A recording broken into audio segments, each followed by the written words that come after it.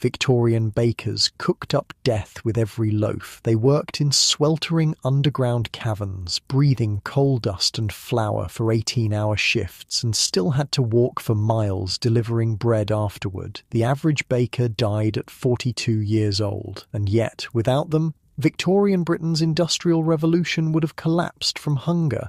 It makes you wonder, how did anyone survive making the very thing that kept everyone else alive? So yeah, if these stories work for you, subscribe. And I'm curious, what time is it where you are? Comment below. Last week, someone from Canada said they listened during lunch breaks. Not judging, just wasn't expecting that. Okay, tonight it's Victorian bakeries in the 1870s. But before we go anywhere, get cozy. Like, actually cozy. Pillows good? Blanket situation handled? Perfect. Trust me on this one.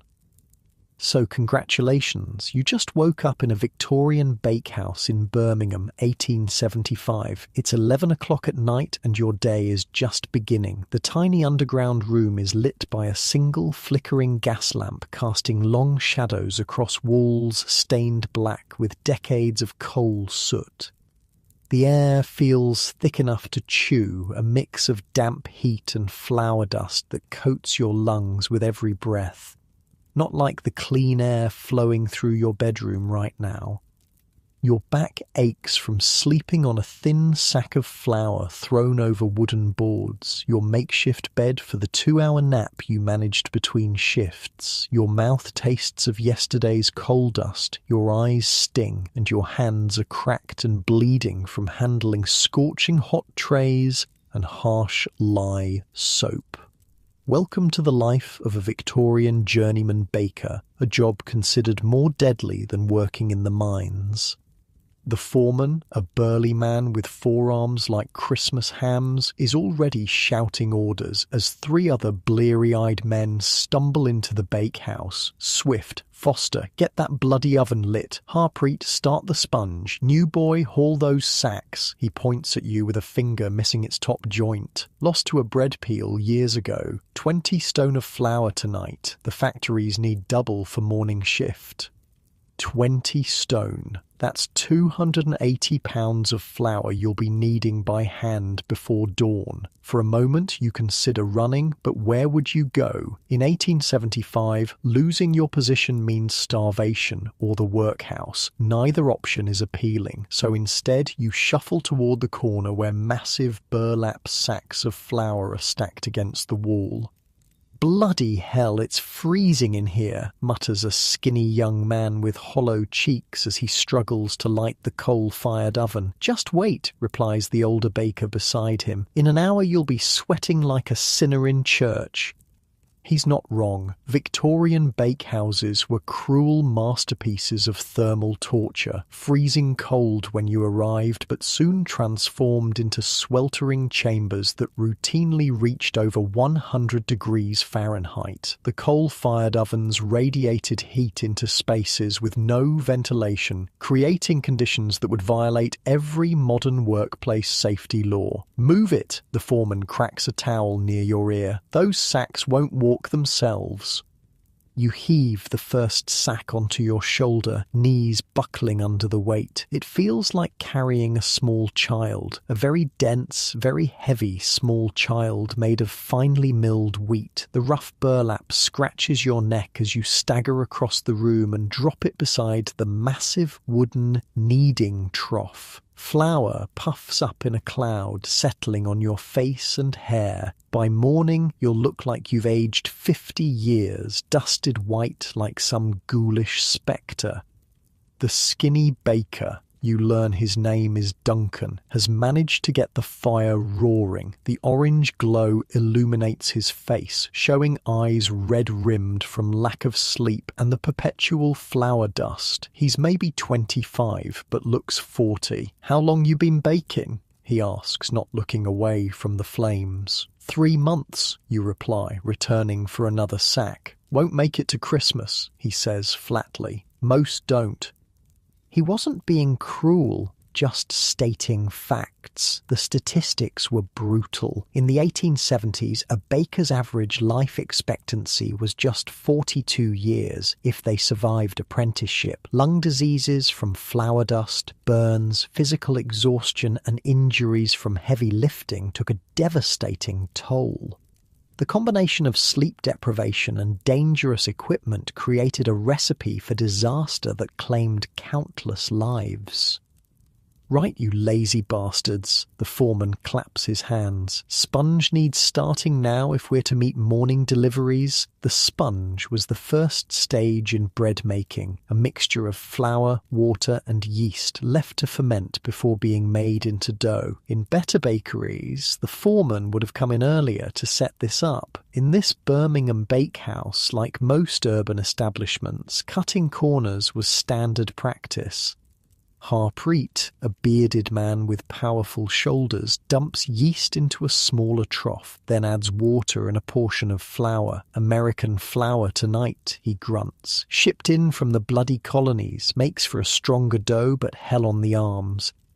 By the 1870s, British bakeries were increasingly reliant on imported American wheat. Cheaper and with higher gluten content, it produced stretchier dough, good for bread, punishing to mix by hand. American wheat fields and British railways had combined to transform baking from a local craft to an industrial process. Not that the technology had reached most bakehouses yet. The coal fire's heat begins to permeate the room as you finish hauling the last of the flour sacks. Already sweat trickles down your spine, soaking the rough cotton shirt. There's no rest though. Immediately you're set to sifting flour, pushing it through wire mesh to remove debris. In the flickering light, you occasionally spot weevils, small stones, or unidentifiable dark specks that you quietly flick away. "What's that you're pitching?" The foreman appears suddenly at your shoulder. "Just some bugs," you stammer. He laughs, a harsh barking sound. "Bugs? Boy, that's just extra protein. During the cotton famine, we'd have killed for weevils. Adds flavour." This wasn't exaggeration. Food purity was a foreign concept in many Victorian bakeries. When profit margins were razor-thin and competition brutal, nothing went to waste. The notion that customers might object to insects in their bread was seen as laughably squeamish. As the night deepens, the real work begins. The sponge has fermented, bubbling with yeast activity, and now it's time to mix the main dough. This is when you discover what true physical labour means. The four of you gather around the massive wooden trough, a vessel that looks like a giant coffin, as Harpreet pours in the sponge. Then comes the rest of the flour, more water and salt. "Get in there and mix," orders the foreman.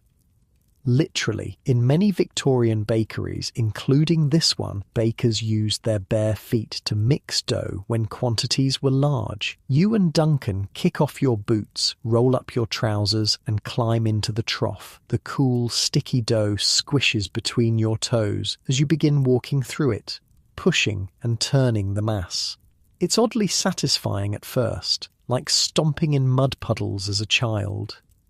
20 minutes later, satisfaction has given way to exhaustion. Your calves burn with the effort of moving through the increasingly stiff dough. Sweat pours down your face, dripping into the mixture below. No one comments on this. Baker's sweat in bread was so common that Victorian food writer Eliza Acton specifically mentioned the torrents of perspiration that inevitably ended up in each loaf. "Enough," calls the foreman eventually. "Get it on the bench for kneading." This is when the real punishment begins. The dough, now a cohesive mass weighing over 300 pounds, must be pulled from the trough and divided for hand kneading. Each baker takes a portion weighing about 50 pounds, heaving it onto floured wooden benches along the wall. Kneading dough is an art. It's also, when done on this scale, brutally physical work. You push with your palms, fold the dough, turn it, and repeat thousands of times. Your shoulders scream in protest. Blisters form, then pop on your palms. The dough sticks to your hands, pulling at your skin with each movement. "Put your back into it, lad," shouts the foreman. "That gluten won't develop itself." The science of gluten development wasn't fully understood in the 1870s, but bakers knew that proper kneading created better bread. They just didn't have machines to do the work. Instead, human muscle power transformed flour and water into the elastic dough that would eventually become crusty loaves. After an hour of kneading, your arms feel like overcooked pudding. Every muscle trembles with fatigue. But there's no rest. The clock is ticking toward morning deliveries. The dough is divided again, this time into 4-pound lumps that will become standard loaves. "Shape 'em quick," barks the foreman. "First batch needs to be in the oven in 10 minutes. This is where skill matters more than strength. Your fingers, despite their fatigue, must form each lump into a tight ball, creating surface tension that will help the bread rise properly. It's delicate work done at breakneck speed. Any loaf shaped poorly will bake into a misshapen mess and come out of your wages. By 2 a.m., the bakehouse has reached its full infernal potential. The temperature hovers around 95 degrees Fahrenheit. The air is a thick soup of flour dust, coal smoke, and sweat. Every breath feels like drinking hot soup. Your shirt is plastered to your back, completely soaked through. Duncan, working beside you, suddenly sways on his feet. Before anyone can react, he crumples to the floor like a puppet with cut strings. "Not again," sighs Harpreet, barely looking up from his shaping. "Drag him to the corner," orders the foreman. "Splash some water on him. We can't fall behind." This wasn't uncommon. Heat exhaustion and fainting were regular occurrences in Victorian bakehouses. With no ventilation, workers frequently collapsed from the combination of heat, exertion, and the carbon monoxide from coal fires. Some never woke up. You help Harpreet move Duncan to a slightly cooler corner where a splash of water from a bucket brings him around. His eyes flutter open, unfocused at first. "How long was I out?" he mumbles. 2 minutes, replies Harpreet. "New record for staying on your feet, though. Made it till 2 this time." Duncan staggers upright, still wobbly. "Can't afford to rest. Got a sister and her kids depending on me." The brutal economics of Victorian baking meant there was no sick leave, no workers' compensation. If you didn't work, you didn't get paid. And in the 1870s, a baker's weekly wage of perhaps 20 shillings was barely enough to keep a family fed. Missing even a single shift could mean hunger. Back at the shaping bench, the first batches of dough have risen enough to go into the oven. This brings a new danger, the massive wooden peel, a flat shovel-like tool used to place loaves in the blazing hot oven. "Watch yourself," warns Harpreet as the foreman slides the first batch in. "Old Bill lost 3 fingers on that peel last year, crushed 'em between the handle and the oven arch." Workplace accidents were so common in Victorian bakeries that most workers bore scars or missing digits. With no safety regulations and exhausted workers handling dangerous equipment in poorly lit conditions, injuries were inevitable. Burns from the 500-degree oven were particularly common and could easily become infected in the unsanitary conditions. By 3 a.m, the first loaves are coming out of the oven, crusty golden brown oblongs that release a tantalizing aroma as they're stacked on cooling racks. The smell momentarily makes your exhaustion worthwhile. There's something primal and satisfying about transforming simple ingredients into food. "Don't get too attached," says Harpreet, noticing your admiration. "These ain't for folk like us. Factory workers get these. 6pence a loaf." He's right. Though you're making the staff of life as a baker in 1870s Birmingham, you could barely afford to buy what you produced. Most bakers lived on damaged loaves, stale returns, or the cheapest brown bread, ironically healthier than the white bread prized by wealthier Victorians, though no one knew it then. The night grinds on. Batch after batch is shaped, risen, baked and cooled. Your world narrows to a cycle of burning heat, aching muscles, and the endless demands of the clock. There's no conversation now. Everyone is too exhausted to speak. Communication happens in grunts and gestures. Around 4 a.m., the foreman announces a brief rest while the final batch proves. 20 minutes, he says, not a second more. This is the baker's pitch, a short sleep taken on whatever surface is available. You collapse onto a pile of empty flour sacks thrown over the kneading trough, not caring about the hard wood beneath. Duncan and Harpreet do the same, falling asleep almost instantly. The foreman remains awake, watching the clock with bloodshot eyes.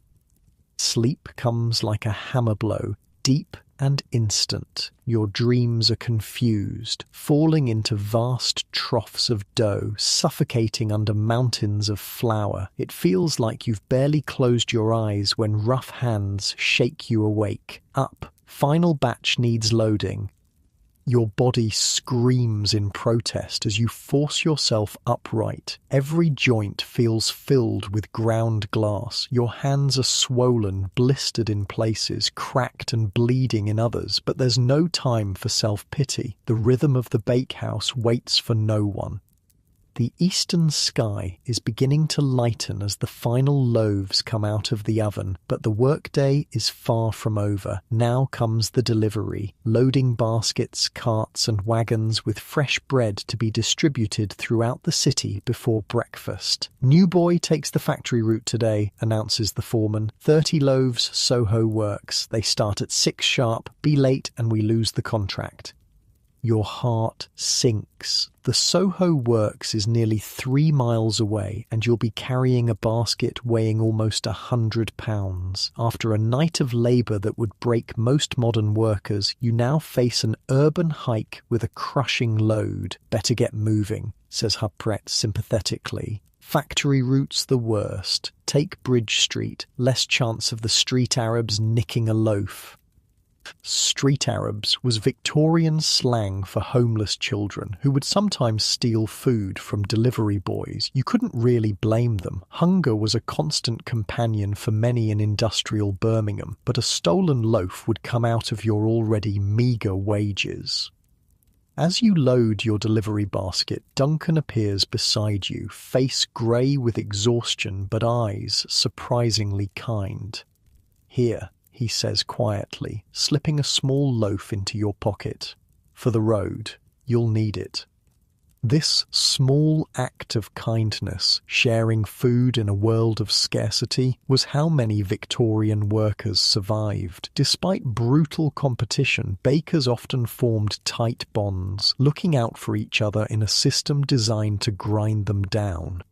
Outside, the pre-dawn air feels shockingly cool after the inferno of the bakehouse. Your sweat-soaked clothes instantly chill you to the bone, but the heavy basket on your back will soon have you overheating again. The streets are not yet fully awake. A few early workers, night soil men finishing their rounds, the occasional police constable eyeing you suspiciously. This was the baker's twilight world, working while others slept, delivering the day's bread as the city slowly stirred to life. As you trudge toward the factory district, the weight of the basket already making your shoulders burn, you reflect on the brutal irony of your situation. Without you and thousands like you, Victorian Britain would starve. The Industrial Revolution, with its factories and mines, ran on the energy provided by bread. Yet those who made this essential food were among the most abused workers in the empire, broken by exhaustion, disease and poverty. The average baker in 1875 would be dead before age 45, having spent a life in underground rooms breathing flour dust and coal smoke. The rising sun catches on factory chimneys ahead as you adjust your heavy load. Another day in Victorian Birmingham begins. For you, it's already halfway done. Tonight, you'll do it all again, and the next night, and the next. Such was the life of a Victorian baker, making the food that fed a nation, one exhausting loaf at a time. As the sun breaks over the horizon, painting the smoke-stained buildings in golden light, you find yourself wondering how long you'll survive in this profession that devours its own. The statistics aren't encouraging, but then again, someone has to beat the odds. Maybe it will be you. Or maybe, like so many others, you'll become just another casualty of the Victorian bakehouse. Forgotten by history, your life spent feeding others until it burned away like flour in a too-hot oven. The factory whistle at Soho Works pierces the morning air, calling workers to their stations. You quicken your pace despite screaming muscles. Bread must be delivered. The great machine of industrial Britain must be fed. And tomorrow it all begins again in the sweltering flour-dusted darkness of 11 p.m. The workers at Soho Works swarm around you like hungry ants as you set down your basket of bread. 30 men in soot-stained clothes, their faces already streaked with factory grime despite the early hour, hands outstretched with coins. These are the lucky ones, factory workers with steady wages enough to afford a fresh loaf each day. "Back up, you animals," shouts the factory foreman, a whip-thin man with a magnificent moustache. "Form a bloody queue or none of you eats." They shuffle into a ragged line, eyeing the bread with naked hunger. The average factory worker in 1870s Birmingham burned through thousands of calories daily, working 12-hour shifts at punishing physical labour. Bread wasn't just food, it was fuel, the coal that kept human machines running. "4 pence, you say to the first man, holding out a crusty loaf. He drops the coins into your palm without a word, snatches the bread, and immediately tears off a chunk with his teeth. By the time he walks away, half the loaf is gone. One by one, they pay and take their bread. Some wrap it carefully in cloth, saving it for later. Others devour it on the spot, cramming huge mouthfuls between cracked lips. The bond between these men and bread is primal. Nothing fancy, no delicate appreciation of crust or crumb, just desperate need.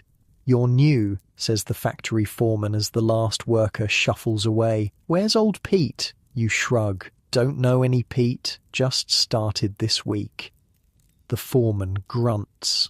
Figured. Pete had been delivering here 3 years, didn't show up Monday, probably dead. Baker's lung finally got him. He says this casually, like commenting on the weather. "You don't look strong enough to last half as long."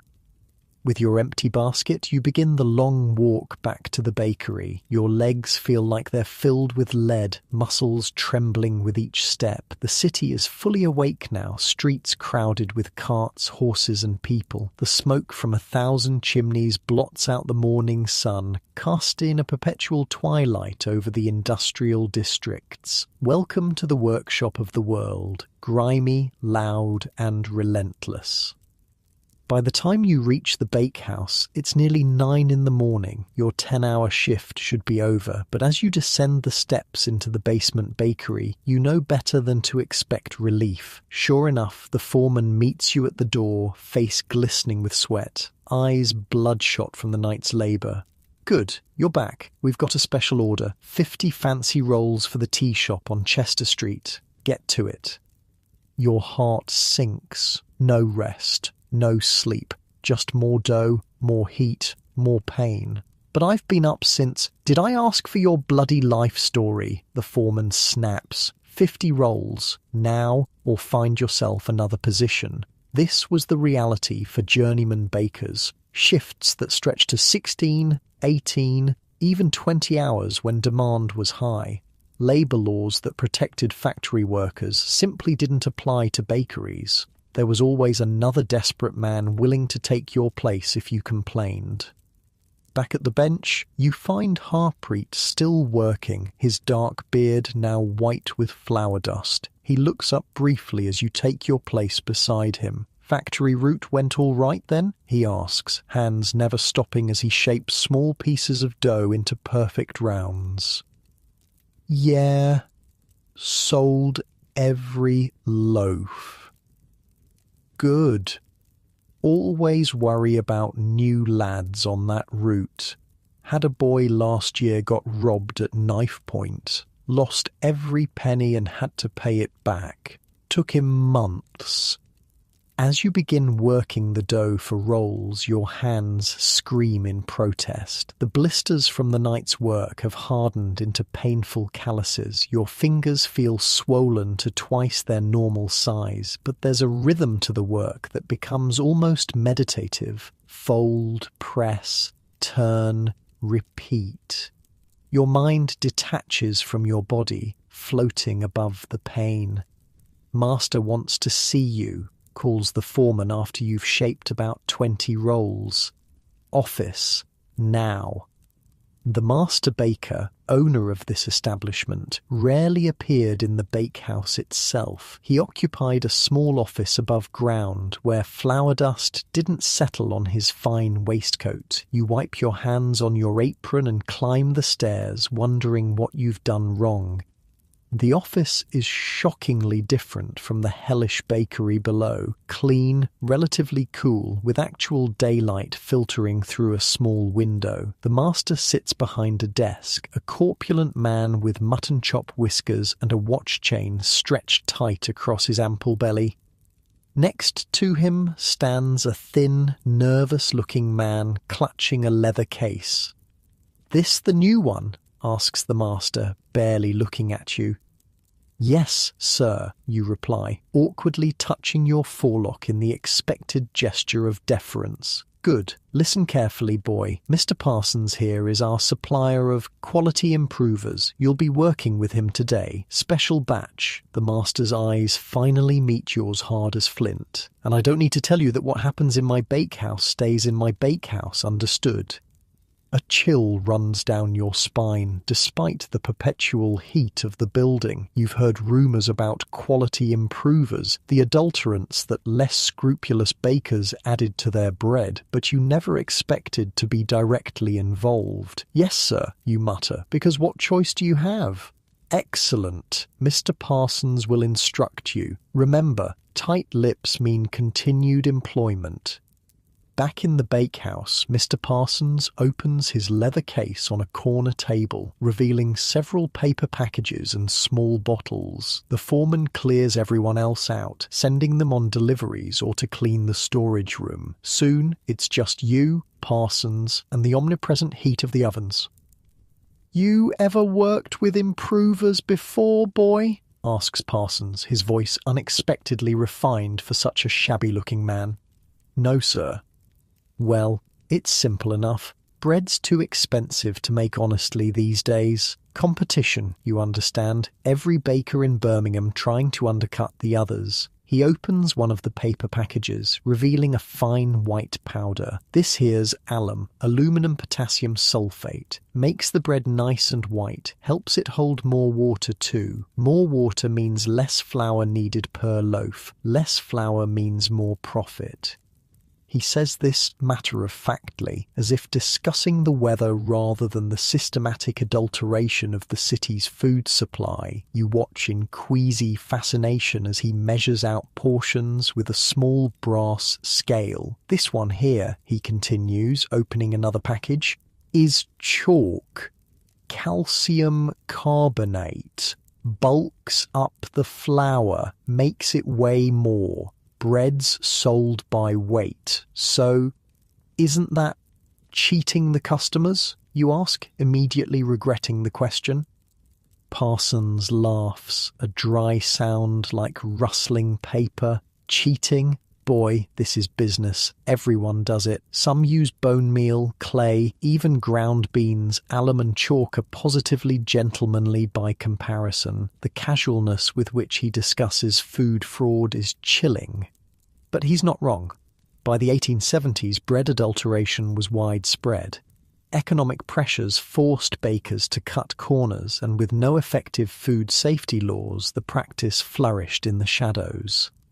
"All right," says Parsons, having measured his powders. "We've got a half-sack batch to prepare. Regular flour, but we'll enhance it with these. Makes it go further, look better. The master saves money, customers get bread they can afford, everyone wins."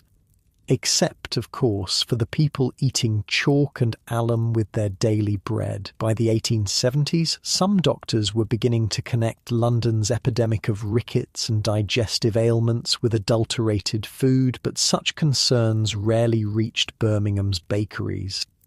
Mixing the adulterants into the flour is unsettlingly easy. The white powders blend seamlessly, indistinguishable from the flour itself. As you knead this special batch, the dough feels slightly different, grittier, less elastic. But once baked, you doubt anyone could tell the difference by sight alone.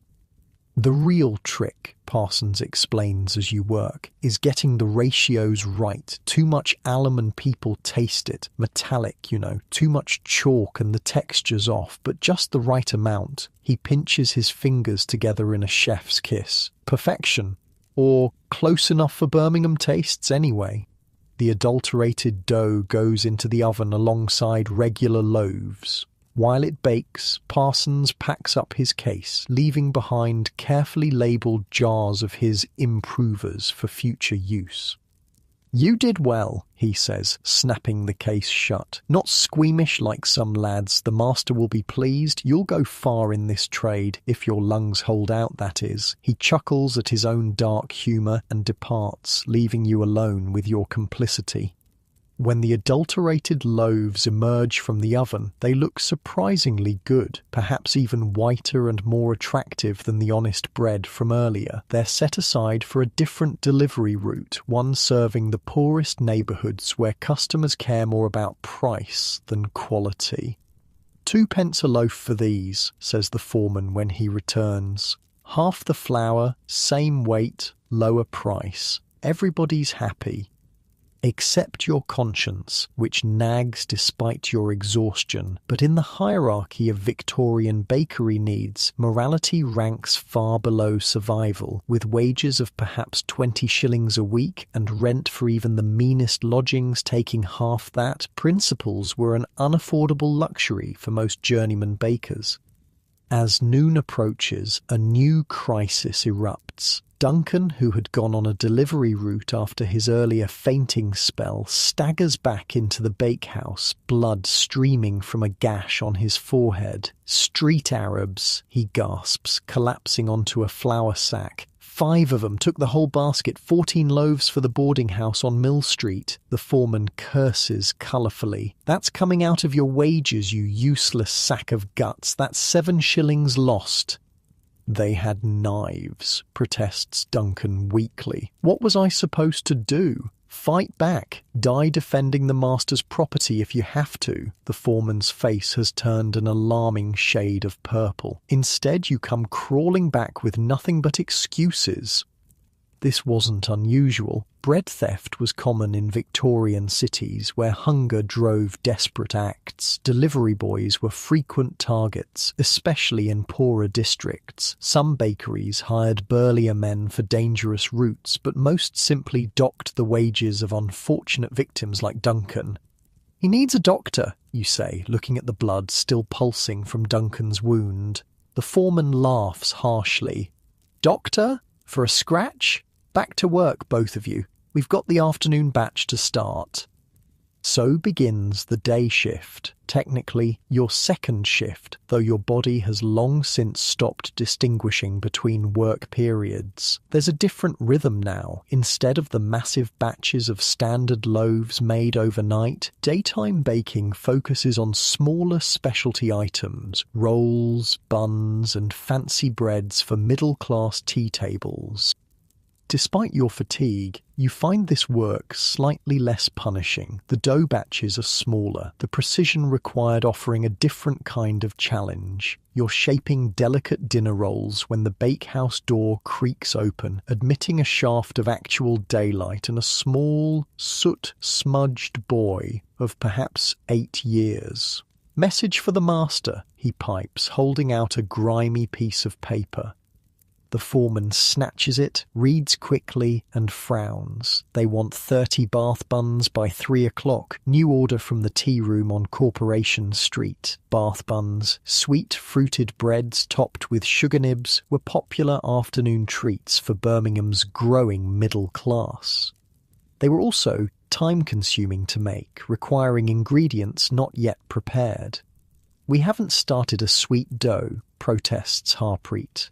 "There's no currants soaked, no sugar nibs." "Then you'd better get moving," barks the foreman. "And you," he jabs a finger at the messenger boy, "wait for a reply." The boy nods, then lets his curious gaze wander around the bakehouse. His eyes widen at the sight of the massive ovens, the troughs of dough, the exhausted men working in clouds of flour dust. "You want to be a baker when you grow up, lad?" asks Duncan, noticing the boy's fascination. The child shakes his head vehemently. "No, sir. Dad says bakers all die young with rotten lungs. I'm going to be a chimney sweep." A burst of laughter erupts from the tired bakers. The irony of considering chimney sweeping a healthier alternative isn't lost on them. Yet, in some ways, the boy wasn't wrong. Chimney sweeps, for all their hardships, at least worked in the open air part of the time. Bakers spent their lives underground, breathing a toxic mix of flour dust and coal smoke. "Smart lad," wheezes Harpreet, still chuckling as he begins measuring ingredients for the bath buns. "Aim high, quite literally in your case." For the next hour, the bakehouse is a flurry of activity. Sweet dough is mixed, currants are hastily soaked, sugar nibs are crushed for topping. Despite your fatigue, there's something satisfying about creating these more elaborate treats, actual baking rather than the industrial bread production of the night shift. The messenger boy watches it all with wide eyes until the foreman shoos him away with a hastily scrawled note confirming the order. As the door closes behind him, shutting out the brief reminder that a world exists beyond these flour-dusted walls, you realize you've been awake and working for over 14 hours now. The human body isn't designed for such punishment. Your vision occasionally blurs, your hands moving on autopilot through familiar motions. Mistakes become inevitable. A tray of rolls left too long in the oven emerges charred beyond salvation. "That's 6pence off your wages," snaps the foreman. "Pay attention, damn you!"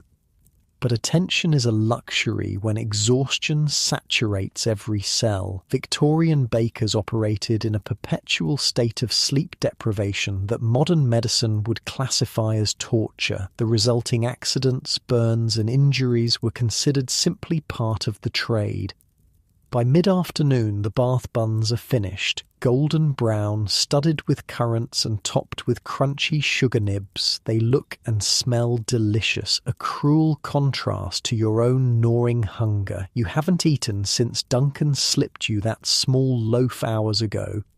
"You," the foreman points at you, "delivery to Corporation Street. Don't dawdle and don't let anyone rob you, not in that neighbourhood anyway. It's all toffs and shop girls." The prospect of leaving the bakehouse, even briefly, feels like a reprieve. You carefully pack the still warm buns into a clean delivery basket and head up the stairs into the world of the living. Outside, the summer sun is high, beating down on Birmingham's smoke-stained buildings. The contrast between the infernal bakehouse and the ordinary street life is jarring. People go about their business. Shop doors stand open. A street vendor sells flowers from a colourful cart.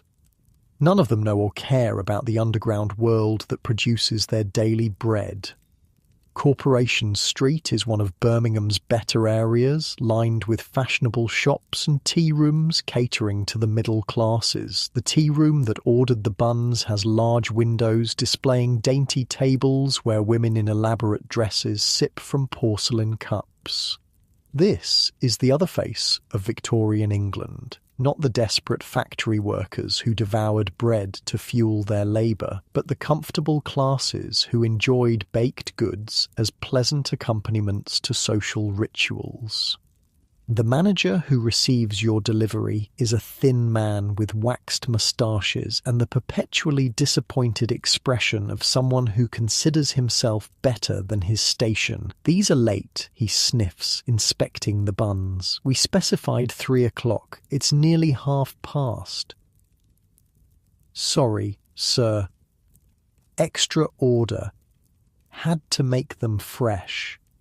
He makes a dismissive noise. "I suppose they'll have to do, though they look rather plain. Jenkins over on New Street does a much finer bath bun, you know, glazed with apricot, very continental." You stand impassively, too tired to defend your work or explain the brutal conditions under which it was produced. The gulf between those who make and those who consume seems unbridgeable. This man, with his clean hands and ironed collar, can never understand what went into the buns he casually criticizes. After receiving payment and no tip despite the special order, you begin the walk back to the bakehouse. Your feet drag on the cobblestones, each step an effort of will. The basket feels 10 times heavier empty than it did full. A church clock strikes 4 as you pass, its sonorous tones reminding you that normal people will soon finish their workday, but not you, not any baker in industrial Birmingham. Your shift, already stretching beyond human endurance, will continue until the night's baking begins again at 11. As you descend the steps back into the underground bakehouse, the familiar wall of heat and flour dust embraces you like a toxic lover. Duncan and Harpreet are still at their stations, faces grey with fatigue, movements mechanical. The foreman prowls between them, sharp-eyed despite his own exhaustion. "Payment?" he demands, hand outstretched. You surrender the coins from the tea room, which disappear instantly into his pocket. You don't ask how much of this will actually reach the master, or whether any portion might find its way to the workers who created the goods. The answer is obvious. "Right," he says, already moving on. "Clear those benches. We've got the evening bread to start. 50 household loaves and 30 workers' loaves." Your heart sinks. No rest. No break, just more dough, more heat, more pain. This is what it meant to be a baker in Victorian England. Not the romantic image of artisanal craft, but an endless grind that consumed bodies and lives. As you mechanically begin cleaning the workbenches, scraping away dried dough and dusting with fresh flour, Harpreet appears beside you. His normally stoic face shows concern. "You need to rest," he says quietly, glancing toward the foreman who has momentarily stepped out. "You've been going since last night. Take 20 minutes in the storage room. I'll cover for you." This small kindness, the offer to risk his own position to let you rest, nearly breaks you. In a world designed to grind workers down, such moments of humanity were precious lifelines. "The foreman will notice," you protest weakly. Harpreet shakes his head. "Not if I knock over the flour bin accidentally. He'll be too busy screaming at me to count heads." Before you can argue further, he moves with surprising quickness for an exhausted man bumping hard into a sack of flour precariously balanced on the edge of a shelf. It crashes down, splitting open and sending a spectacular cloud of white dust across the bakehouse. The foreman's roar of rage is immediate. "You clumsy ox! That's 15 shillings of flour!" In the chaos that follows, you slip unnoticed into the small storage room where additional supplies are kept. Among sacks of flour and boxes of yeast, you find a relatively clean corner and sink down, your back against the cool stone wall. The relief of simply not standing is indescribable. Your eyelids feel weighted with lead, your limbs distant and disconnected. Sleep ambushes you between one breath and the next, pulling you under like a riptide. Dreams of drowning in flour consume you until rough hands shake you awake. Your 20 minutes have stretched to nearly an hour, and the foreman's face looms over you, mottled with rage. "Sleeping on my time?" he hisses, yanking you upright. "That's a day's wages gone." Your protests die unspoken as he drags you back to the main bakehouse. The evening work is well underway, with Duncan and Harpreet kneading massive batches of dough. They avoid eye contact as the foreman shoves you toward an empty bench. "Since you've had your beauty sleep," he snarls, "you can handle the fancy breads yourself. Tea shop on Colmore Row wants 30 French rolls and a dozen Vienna loaves by morning. Recipes there." He jabs a flour-dusted finger toward a scrap of paper. "Mess it up and you're finished here." The task is both punishment and test. Fancy breads required skill and precision, usually reserved for more experienced bakers. Assigning them to you, exhausted and junior, is setting you up for failure. Harpreet catches your eye when the foreman turns away, mouthing, "Sorry." His distraction hadn't worked as planned. Instead of saving you trouble, he's landed you in deeper water.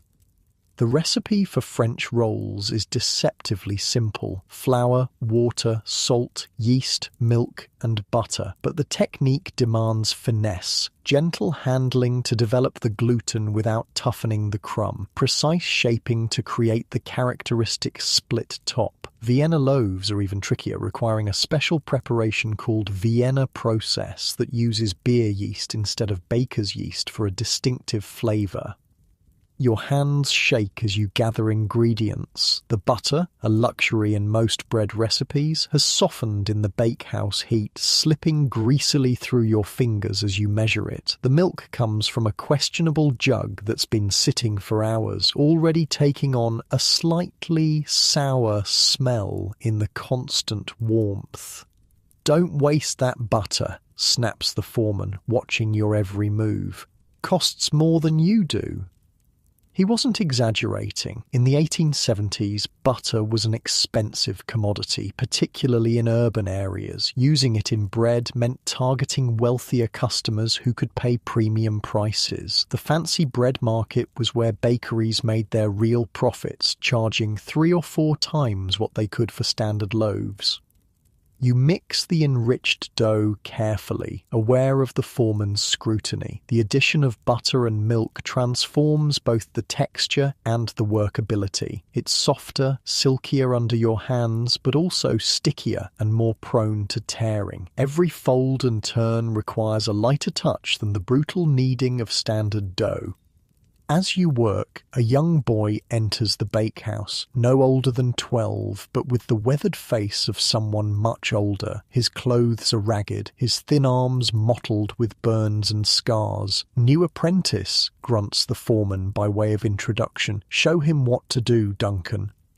Victorian bakeries operated on a strict hierarchy. At the bottom were apprentices, usually boys from poor families bound by contract to serve for years in exchange for learning the trade. Their conditions were often worse than adult workers, their treatment harsher.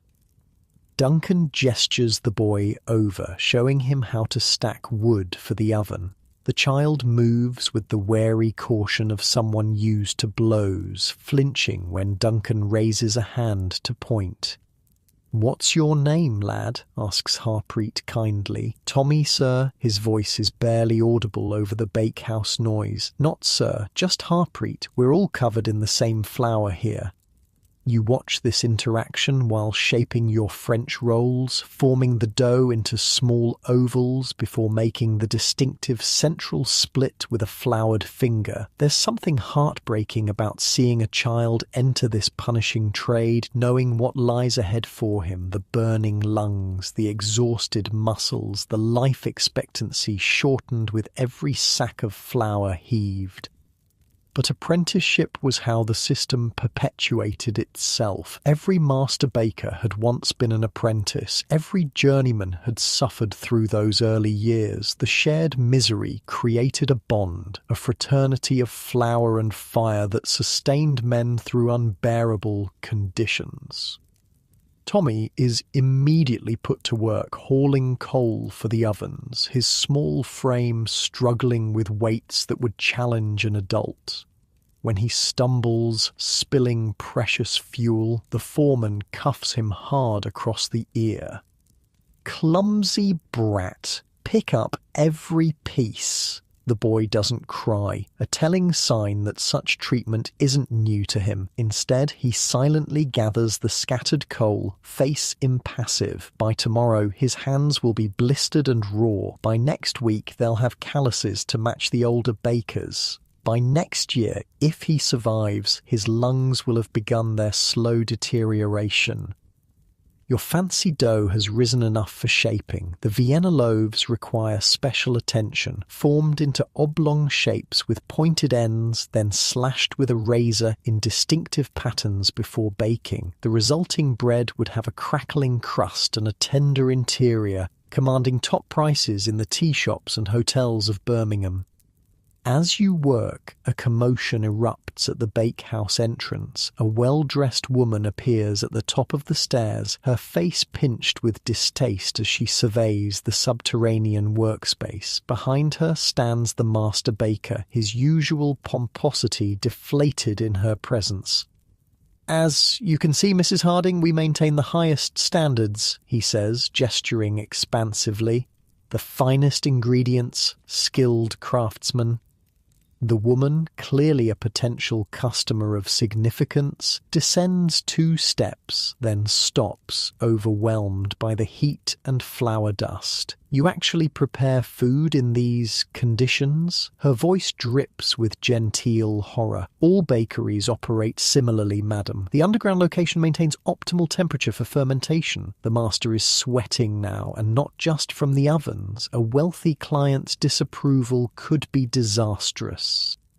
Mrs. Harding's gaze sweeps across the grimy walls, the coal-blackened ovens, the exhausted workers, and finally settles on young Tommy, his face streaked with coal dust as he struggles with the oven door. "You employ children in this inferno." "Apprentices, madam.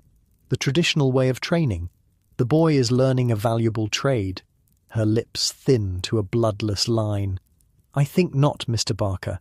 My hotel requires suppliers with more modern sensibilities. Good day." She turns and ascends the stairs, the master following with desperate placations. Her silk skirts disappear through the door, taking with her the promise of a lucrative contract. The master returns alone, face darkened with rage. His gaze falls on Tommy, still struggling with the oven. "You..." he snarls. "Your filthy appearance cost me the Grandview Hotel account. Get out of my sight." Tommy shrinks back, confusion and fear warring on his young face. "But sir, where should I..." "Did I ask for questions?" "Out." The boy looks desperately toward Duncan, who steps forward with uncharacteristic boldness. "Master, the lad's contracted for 3 years. His parents were paid £5 for him. You can't just..." "Another word and you'll join him." The master's face has turned an alarming purple. "This is my bakehouse. I decide who works and who doesn't." Tommy backs toward the stairs, eyes wide with panic. Being dismissed means more than losing a position. For a contracted apprentice, it could mean destitution or even prison for breach of agreement. Many such boys had no homes to return to, their families having essentially sold them to the trade. Harpreet moves subtly, slipping something into the boy's pocket as he passes. Money, perhaps, or food. A small mercy in a merciless situation. Tommy vanishes up the stairs, another casualty of the bakery business. The master storms out after him, leaving a wake of tense silence. The foreman, after ensuring his employer is truly gone, spits on the floor. "Bloody high and mighty customers," he mutters, "want their fancy bread but don't want to know how it's made. What did they expect? A bloody palace?" It was a common hypocrisy of Victorian society, a desire for the products of industrial labour without acknowledgement of the human cost. The same ladies who shuddered at bakehouse conditions happily consumed the bread, cakes and pastries produced there, maintaining the fiction that their food appeared by some clean, magical process. Your Vienna loaves are ready for the oven now, risen to perfect plumpness. As you score the tops with a razor, creating the signature pattern that would identify them as premium products, you realize how different these are from the standard loaves produced for factory workers. These breads, with their butter, milk and meticulous preparation, were destined for the breakfast tables of people who would never know your name, never imagine your working conditions, never connect their morning toast to your night of toil. The fancy bread goes into the oven under the foreman's critical eye. 12 minutes, not a second more, he instructs, and watch the colour, they want golden, not brown. This precision was another aspect of class division in Victorian baking. Working-class bread was functional fuel, but middle and upper-class bread was expected to meet aesthetic standards. The perfect colour, the right crust texture, the precise size and shape. Variations that would be ignored in a factory worker's loaf would render fancy bread unsaleable to wealthier customers. As your Vienna loaves bake, filling the bakehouse with a tantalizing aroma, the door opens again to admit a different kind of visitor. This woman wears no silk, no fashionable bonnet. Her practical dress and sturdy boots mark her as working class, but there's an authority in her bearing that commands attention. "Evening, gents," she says briskly. "I'm Mrs. Parker from the Bakers' Association, here about union matters." The foreman steps forward, bristling. The master doesn't allow union talk in his bakehouse. "The master isn't here, is he?" She smiles thinly. "And I'm not leaving until I've had my say." By the 1870s, labour activism was reaching even traditionally isolated trades like baking. The Operative Bakers Association had begun organising workers advocating for better conditions and regulated hours. They faced fierce resistance from bakery owners who saw unions as threats to their control and profit margins. Mrs. Parker sets a stack of pamphlets on a workbench, ignoring the foreman's glower. "Manchester bakers won a 60-hour week last month," she announces. "No more 18-hour shifts, no more sleeping on flour sacks, proper breaks, proper sleeping quarters." The men exchange glances, hope and scepticism mingling in their exhausted faces. The idea of limited hours seems as fantastical as a fairy tale in this underground world of endless labour. "The master would never agree," mutters Duncan. "He'd replace us all first." "That's why you need to stand together," Mrs. Parker replies firmly. "Every bakery, every man, they can't replace all of you. Bread must be made, and they know it." The foreman edges toward the stairs, clearly contemplating fetching the master, but conflicted. He too suffers under the brutal hours, the dangerous conditions. He too has seen friends die young from baker's lung or exhaustion. "Take a pamphlet," urges Mrs. Parker. "Read it when you can. Meeting Sunday at the Bull's Head, 3 o'clock. Bring your fellows." She nods toward the oven. "Your fancy bread's burning, by the way." You lunge for the oven, yanking open the door to rescue the Vienna loaves. They're darker than ideal, but not ruined. A close save. When you turn back, Mrs. Parker is already heading up the stairs, having planted her seeds of discontent in fertile ground. The foreman retrieves the pamphlets, but instead of discarding them as expected, he silently slips one into his pocket before hiding the rest in a flour bin. His small act of rebellion speaks volumes about the changing times. Even those who enforced the system were beginning to question it. Your rescued Vienna loaves are cooling on racks, their burnished crusts crackling as they contract. Despite the slight overbaking, they look impressive, artisanal creations that would fetch good prices in the tea shops and hotels. There's a pride in producing such bread, even amid the exploitation and exhaustion.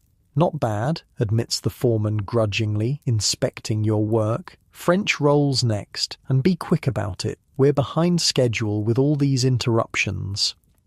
The night deepens outside the bakehouse, though you'd never know it in this timeless underground world. Your body has moved beyond ordinary fatigue into a strange suspended state where exhaustion becomes almost hallucinatory. Your hands shape the French rolls automatically while your mind drifts in and out of awareness.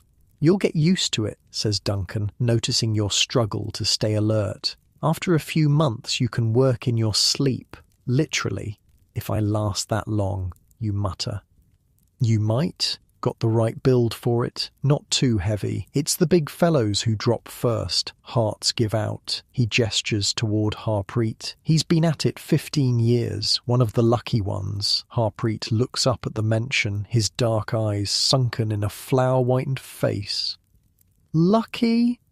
My lungs rattle like a broken accordion.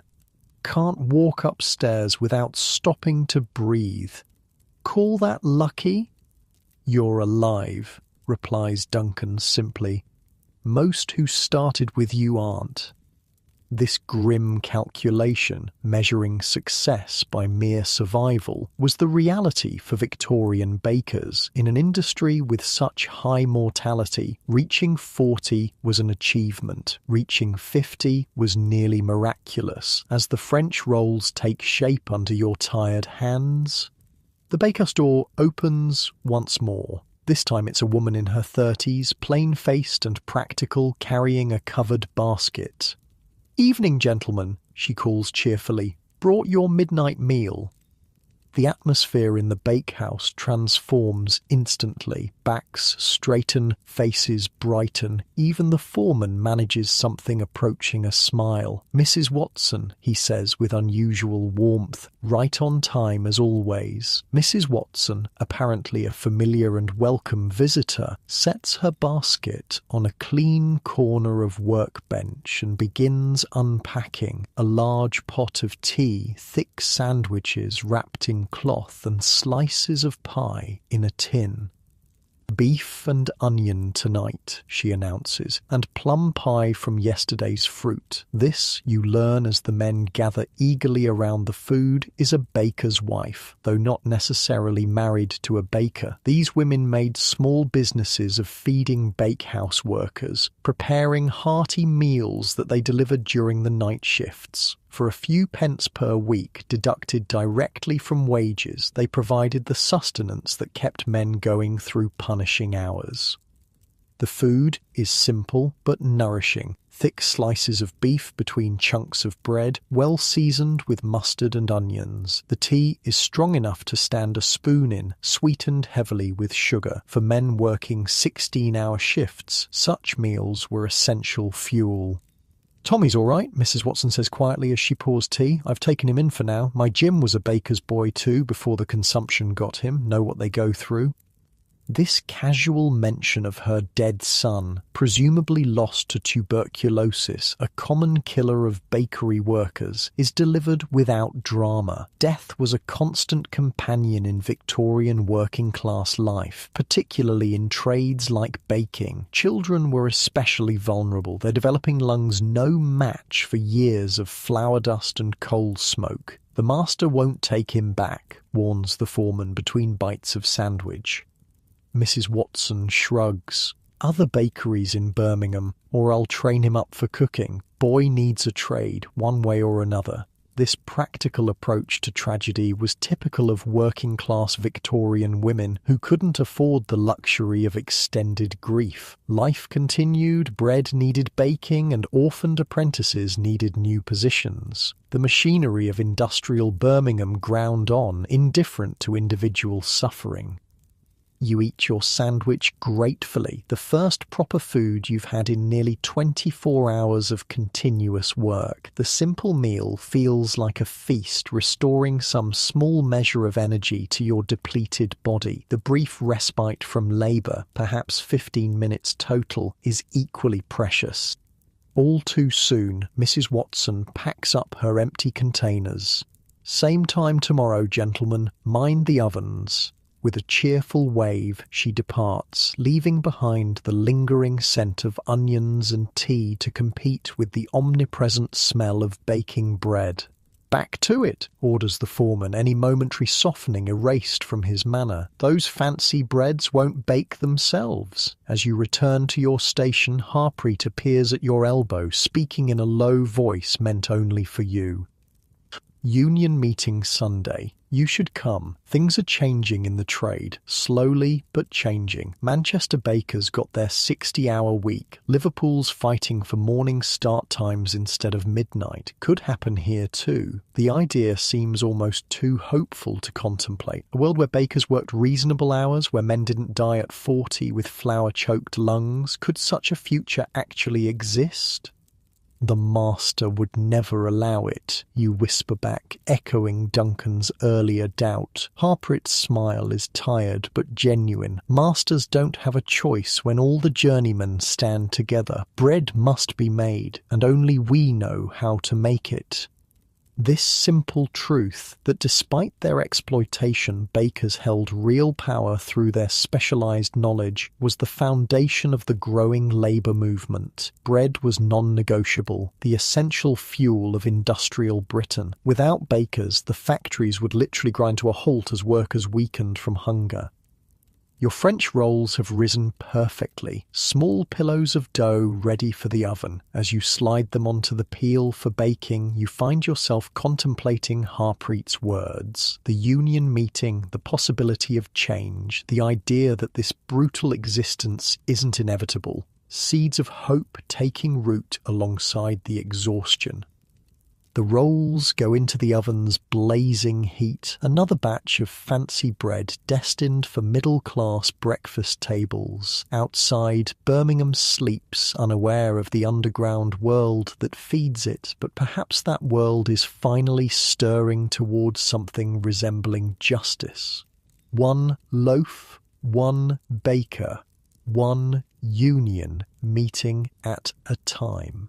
Dawn creeps into Birmingham with reluctant fingers, grey light filtering through a perpetual veil of coal smoke. Your fancy breads, the French rolls and Vienna loaves, have emerged from the oven golden and fragrant, cooling on racks while the day's regular bread continues to bake.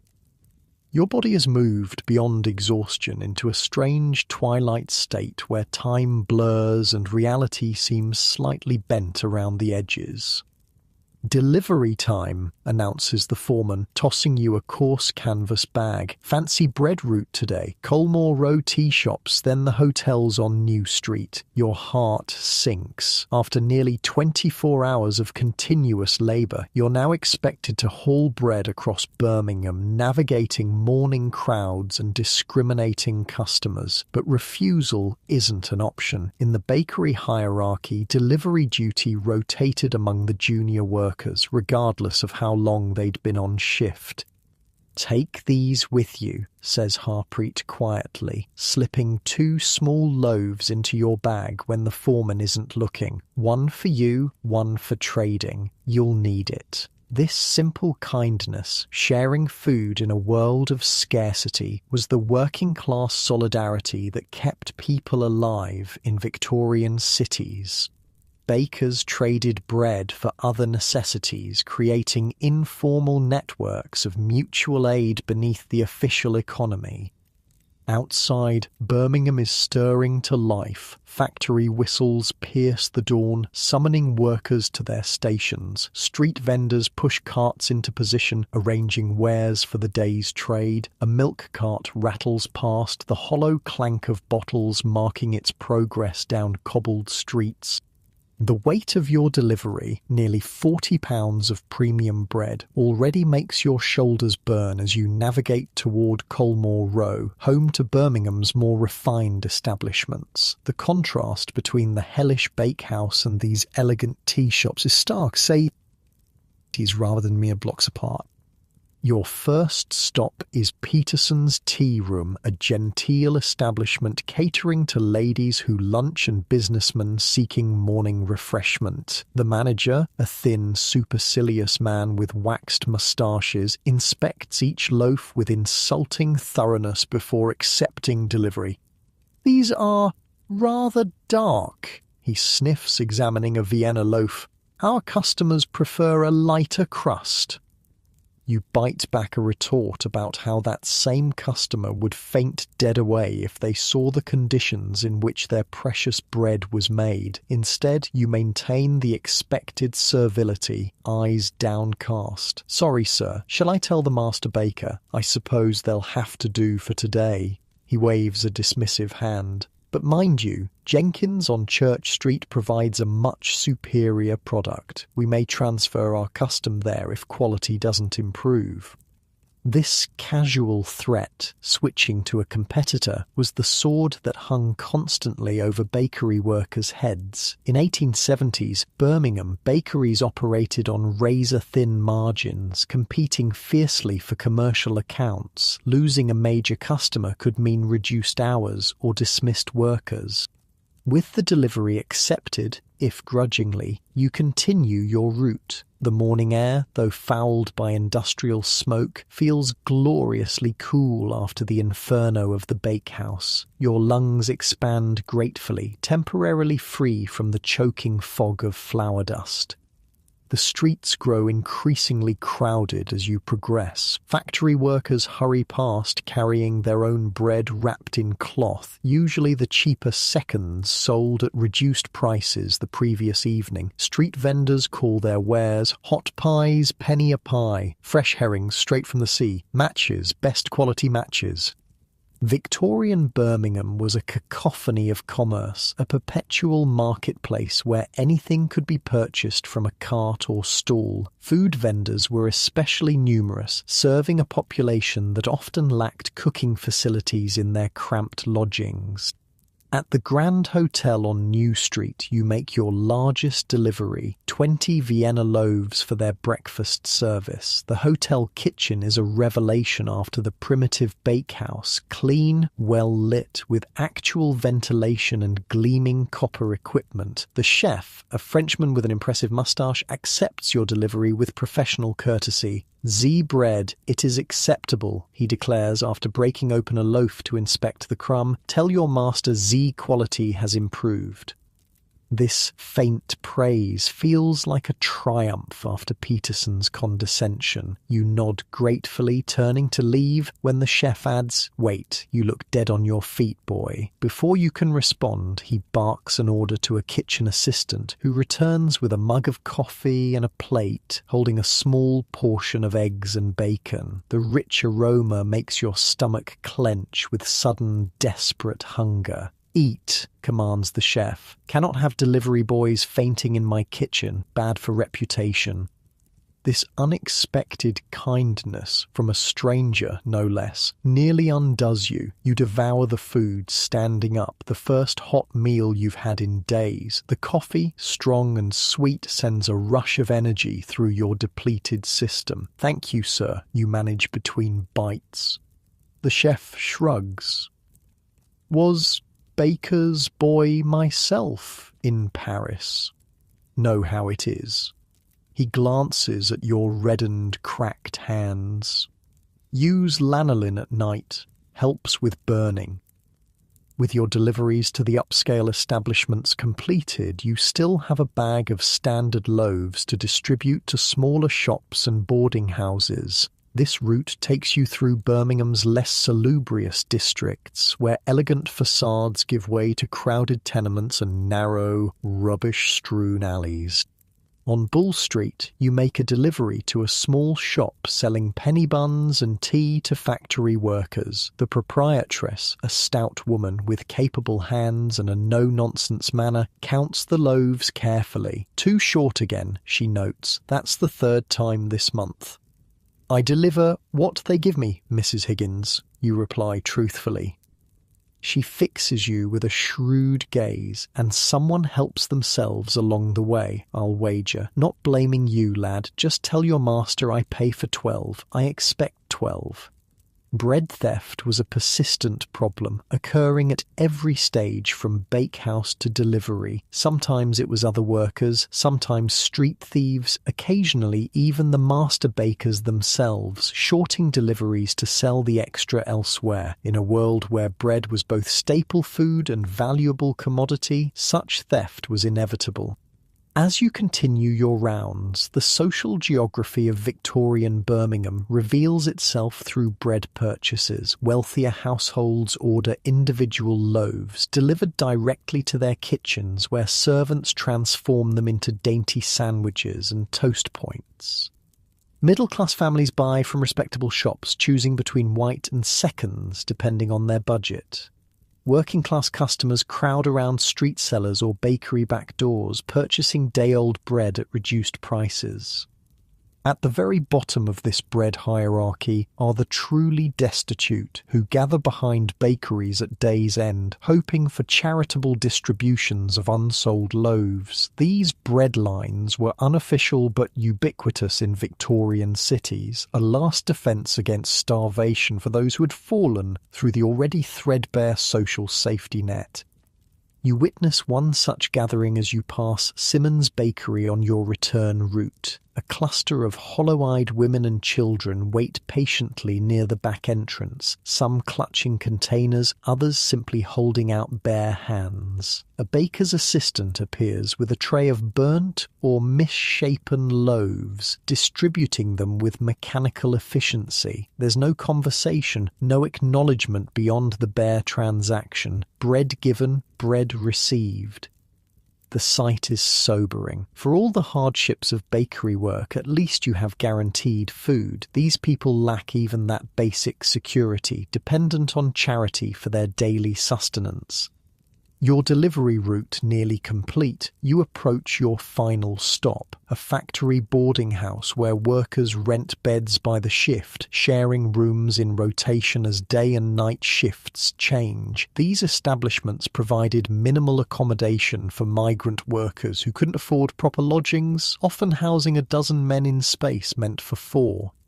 The boarding house keeper, a formidable woman with arms like ham hocks, counts your delivery with suspicious precision. "Right number today," she declares, "not like last week's short measure. Different delivery boy last week," you explain. "Humph, likely story. You're all thieving bastards far as I'm concerned." Despite her harsh words, she passes you a penny tip, a rare occurrence on the delivery route. "Get yourself something hot to drink. Look half dead." This gruff kindness from unexpected quarters was a feature of working-class Victorian life. Beneath the brutal economics and harsh conditions, networks of mutual support kept people going. A penny tip here, a cup of tea there, small mercies in an unmerciful world. With your deliveries finished, you begin the long walk back to the bakehouse. Your legs ache with each step, joints grinding like rusty hinges. The morning has advanced toward noon, the streets now crowded with shoppers, merchants, and the ever-present flow of industrial workers moving between factories.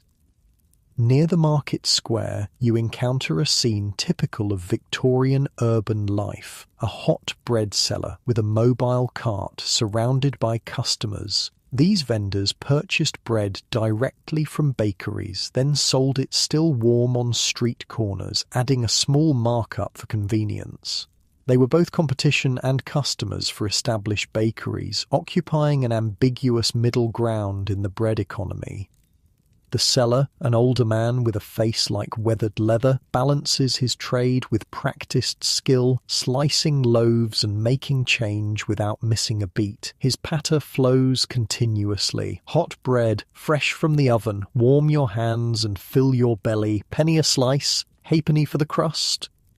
You pause to watch, professional curiosity momentarily overcoming your exhaustion. The bread looks decent, likely from Wilson's Bakery on the High Street, known for their reliable, if unspectacular, loaves. The customers are mostly labourers grabbing a quick meal between jobs, or factory workers on their brief dinner break.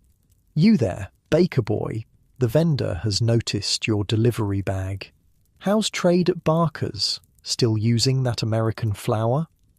The casual question carries deeper implications. Bakers knew each other's business intimately, which suppliers they used, which corners they cut, which adulterants they favoured. It was both professional network and intelligence gathering, essential in the cutthroat competition of Victorian bread making. Good enough, you reply non-committally. American flour makes a stronger loaf.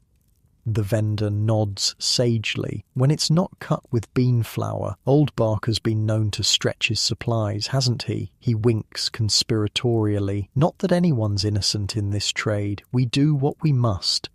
This casual acknowledgement of adulteration was telling. By the 1870s, bread purity had become a relative concept rather than an absolute. Bakers didn't ask if their competitors adulterated, only how much and with what. The economic pressures of industrial baking had normalized practices that would horrify modern consumers. Continuing toward the bakehouse, you pass a street corner where a constable has detained a young boy, perhaps 10 years old, clutching half a loaf of bread. The child's face is streaked with tears and grime, his clothes ragged and several sizes too large. Caught him red-handed, the constable explains to a small crowd of onlookers. Snatched it from Gilmore's delivery cart. The penalty for such theft could be severe. Even a child might face imprisonment or transportation for stealing something as valuable as bread. Victorian justice showed little leniency for crimes of poverty, particularly when they threatened the sanctity of commerce. Without consciously deciding to intervene, you find yourself stepping forward.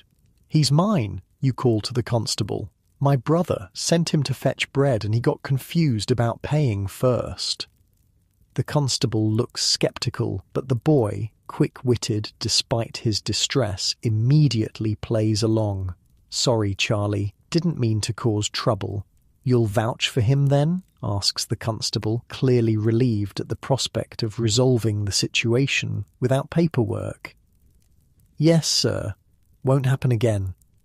You produce a penny from your meagre store of tips for the bread.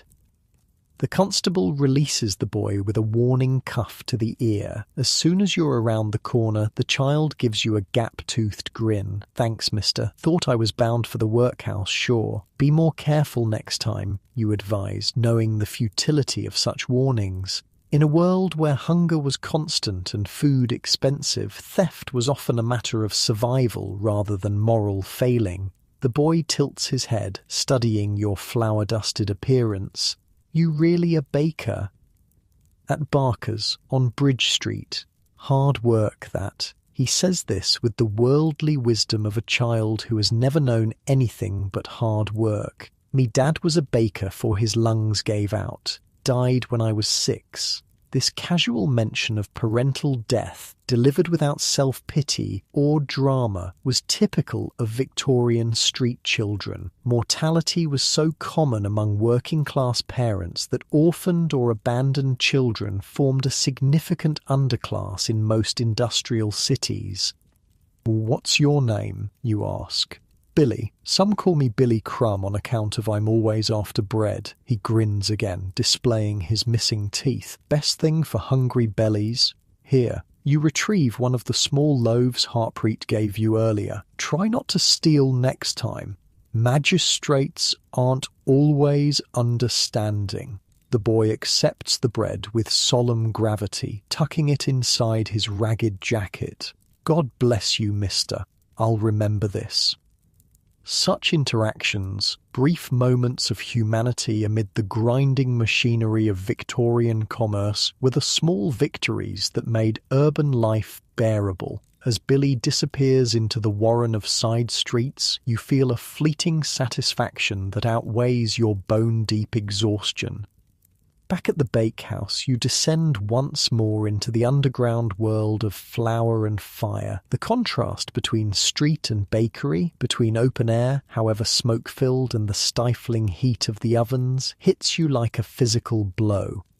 The day shift is in full swing, with different workers now manning the benches. Your night crew, Duncan, Harpreet and the foreman, have presumably gone home for their brief rest before returning at 11. New faces regard you with the vacant exhaustion typical of bakery workers, barely acknowledging your return. "Delivery boy's back," calls someone. "Master wants to see you."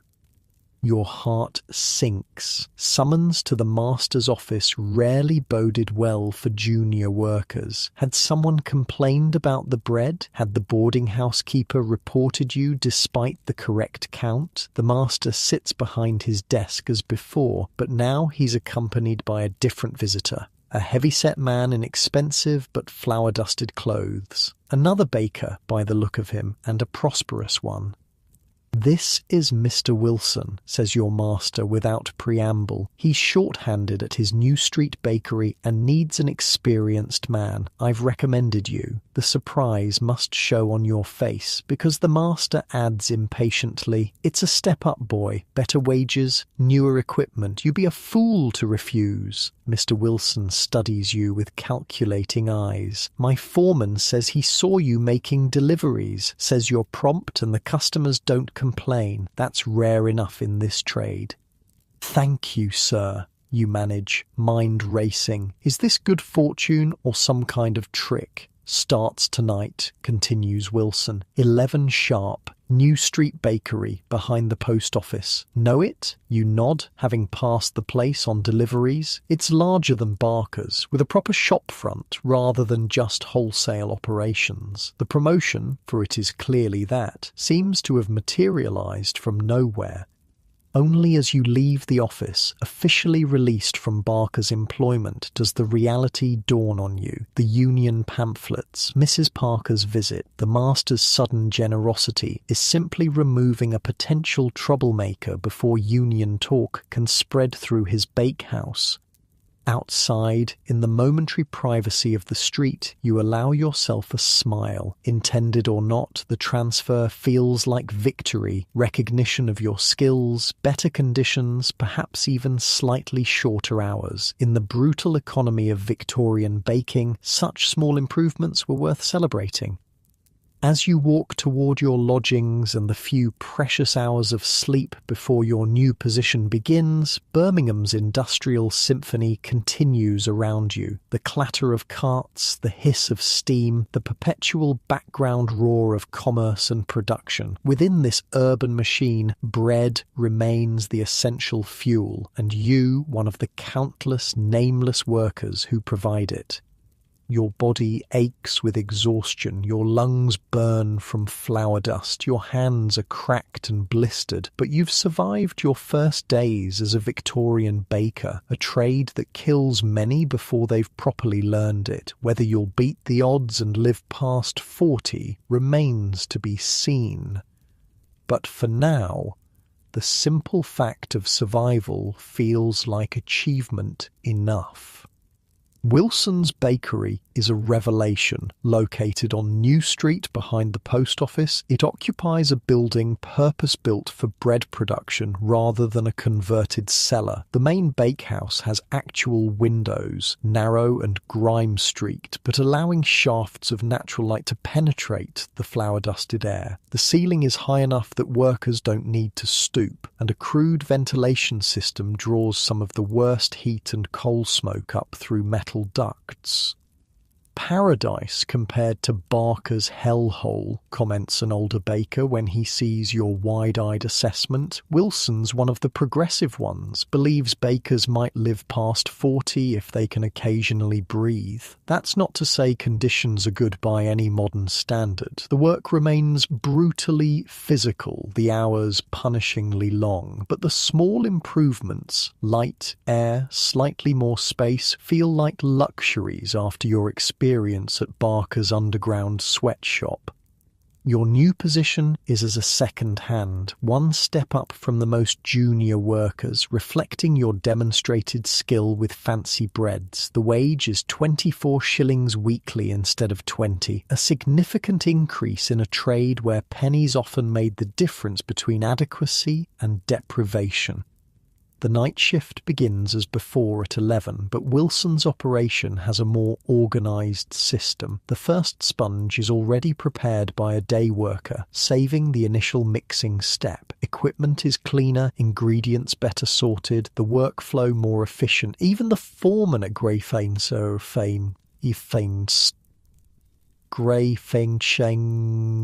grey-haired veteran named Phillips seems less tyrannical than his counterpart at Barker's says. "New man, eh?" he says, looking you over with professional assessment. "Heard you've got a hand for Vienna bread. We do a lot of that here. Hotel contracts." The other workers introduce themselves with the laconic brevity of men who conserve energy for the tasks ahead. There's Thomas, the first hand, a tall, cadaverous man with hollow cheeks and skeletal fingers. James and Peter, fellow second hands, both in their 20s, but already showing the characteristic stoop of career bakers. Young Arthur, the newest apprentice, barely 13 and wide-eyed with anxiety on his first night shift. Most telling are the older men, or rather their scarcity. Among the dozen bakers working the night shift, only Foreman Phillips and one other man appear to be over 35. The brutal reality of bakers' life expectancy is written in this demographic void. The night's work begins with the usual routine of mixing, kneading and shaping. The dough is familiar under your hands, but you quickly notice differences in Wilson's operation. The flour is more consistent without the suspicious adulteration you experienced at Barker's. The recipes are standardized with actual written instructions rather than haphazard oral directions. "Wilson believes in quality," explains Thomas as you work side by side. "Says adulteration's false economy. Customers taste the difference and take their business elsewhere." This philosophy, that honest bread could be good business, was still relatively rare in 1870s Birmingham, where price competition drove many bakeries to cut corners. Wilson's approach represented an emerging counter-trend, particularly for establishments serving middle and upper-class customers who could afford to pay for purity. As the night progresses, you observe another difference at Wilson's. The men occasionally pause to rest. Not long breaks, just moments to stretch aching backs or massage cramped hands. Such small mercies were unthinkable at Barker's, where constant motion was the only acceptable state.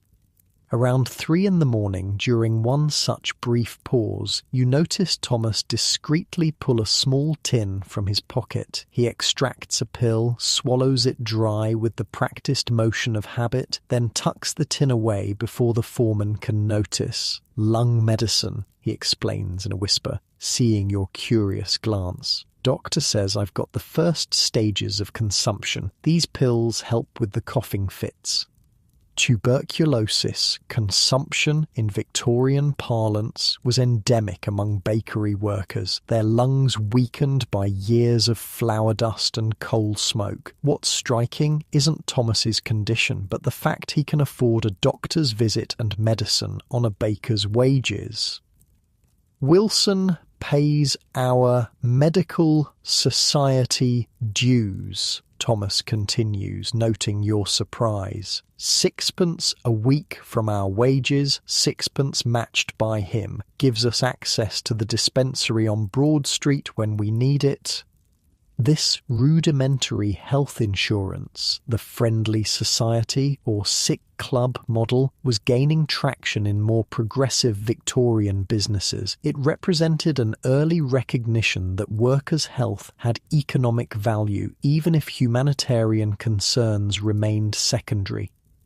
The bakehouse settles into its rhythm as the night deepens, the perpetual dance of mixing, rising, shaping and baking that produced Birmingham's daily bread. Despite the improved conditions, the physical toll remains severe. Your arms burn with the effort of kneading. Your lower back throbs from hours of bending over work tables. Your lungs strain against the omnipresent flour dust.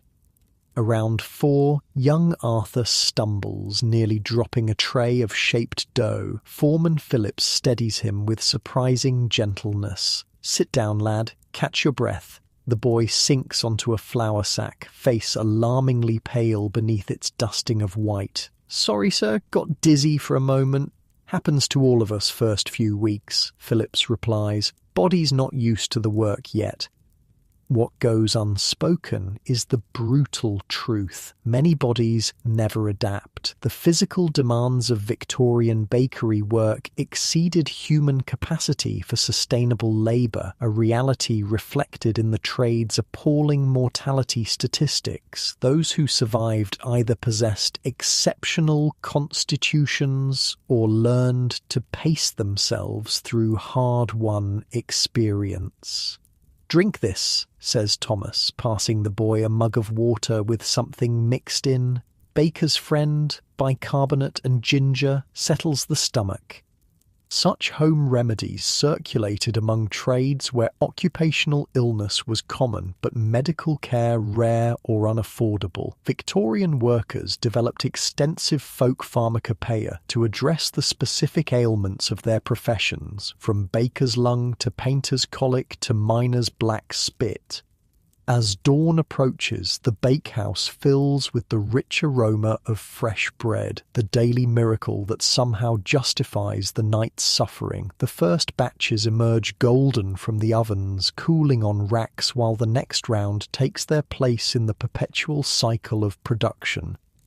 Wilson himself makes an appearance as the morning deliveries are prepared, a rare sight at this hour. Most master bakers delegated early supervision to foremen, appearing only after respectable business hours. Wilson, however, inspects the night's output with professional scrutiny, breaking open loaves to check the crumb, testing crusts for proper crackling resistance.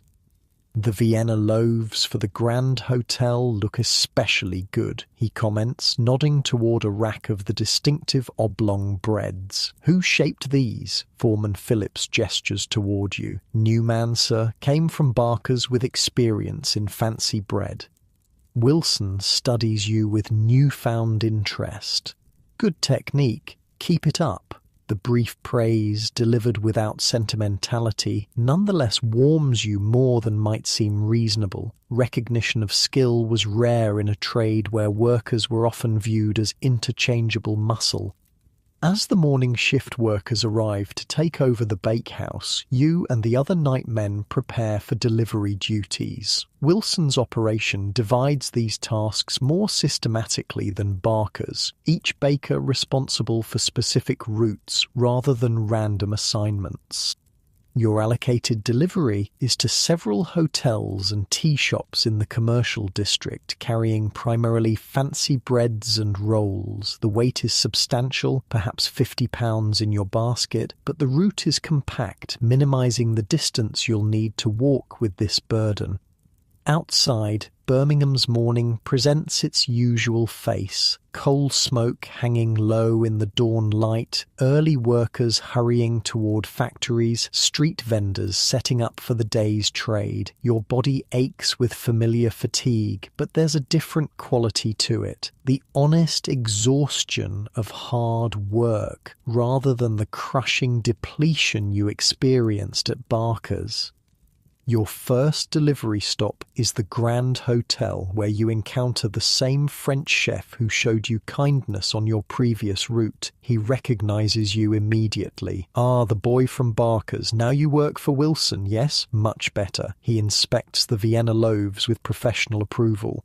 "These are correct. Good oven spring. Proper scoring." As he signs for the delivery, he adds conversationally, "You know there is meeting Sunday for Bakers' Union?" The casual mention of union activity, once whispered furtively, signals changing times in the trade. By the mid-1870s, labour organisation was moving from shadows into open discussion, at least in more progressive establishments. "At the Bull's Head, you confirm. 3 o'clock. Good. Many will attend, I think. Even my kitchen bakers." He taps his nose conspiratorially. "Change comes, yes? Slowly, but it comes."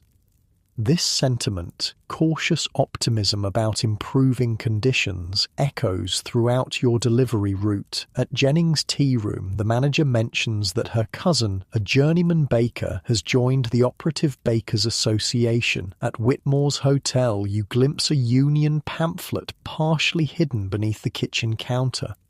At Patterson's Bakery, where you deliver surplus dough for their own baking, the shopgirl whispers that her father, a master baker himself, has begun closing on Sundays to give his men a full day's rest.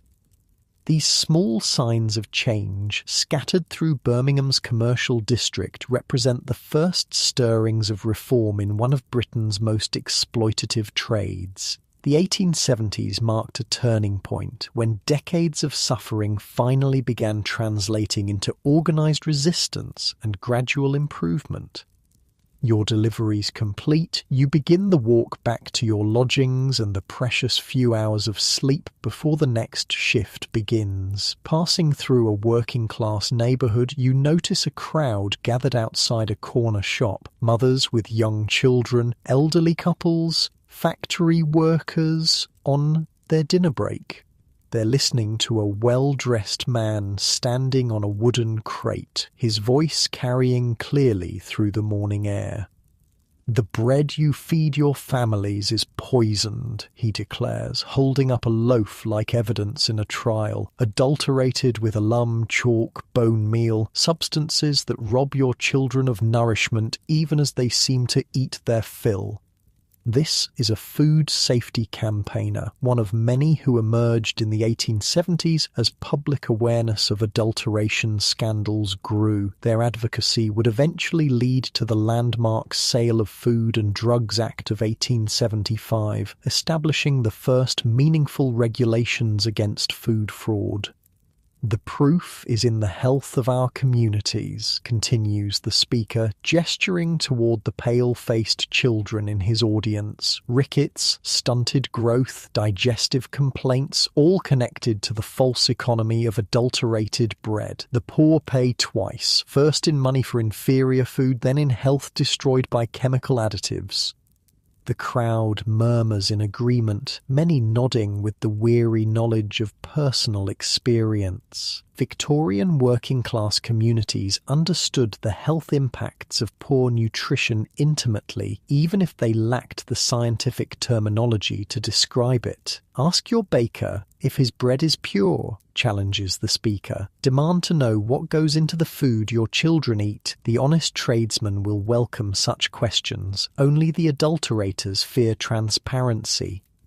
You slip past the gathering, feeling a complex mix of guilt and vindication. Having participated in adulteration at Barker's, however unwillingly, you understand both the economic pressures that drove the practice and its human consequences. Wilson's commitment to purer bread seems not just ethically superior, but increasingly aligned with public sentiment.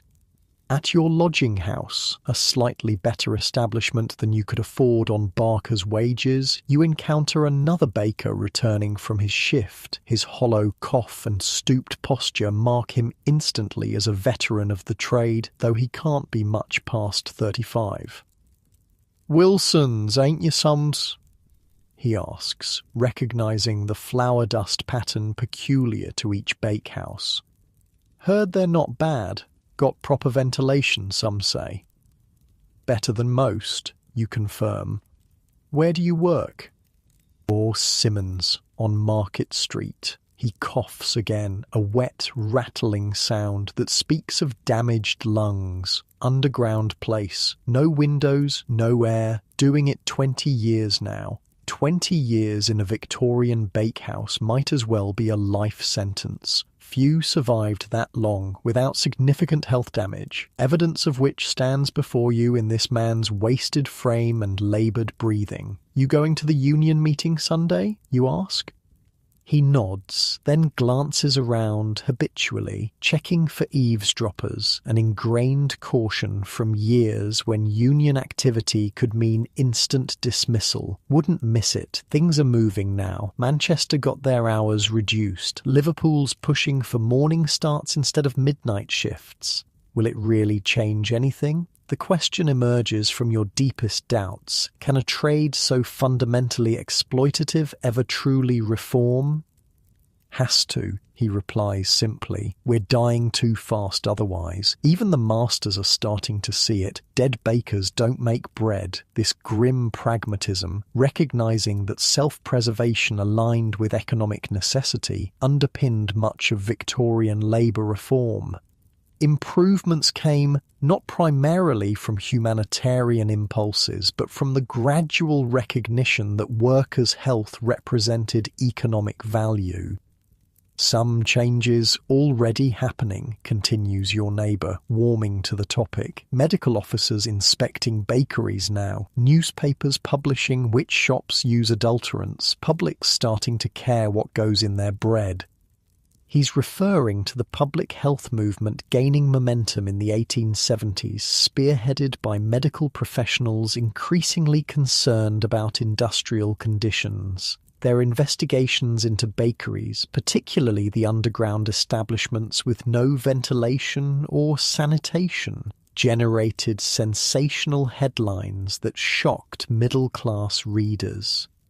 Dr. Hassal's reports in The Lancet named specific bakeries using alum and chalk, he continues, sent their business plummeting. That's hitting masters where it hurts, right in the pocket. The Lancet reports represented a new approach to food safety, using scientific analysis and public shame to force change where regulation had failed. By identifying specific businesses and their adulterants, these exposés created market consequences for dishonest practices.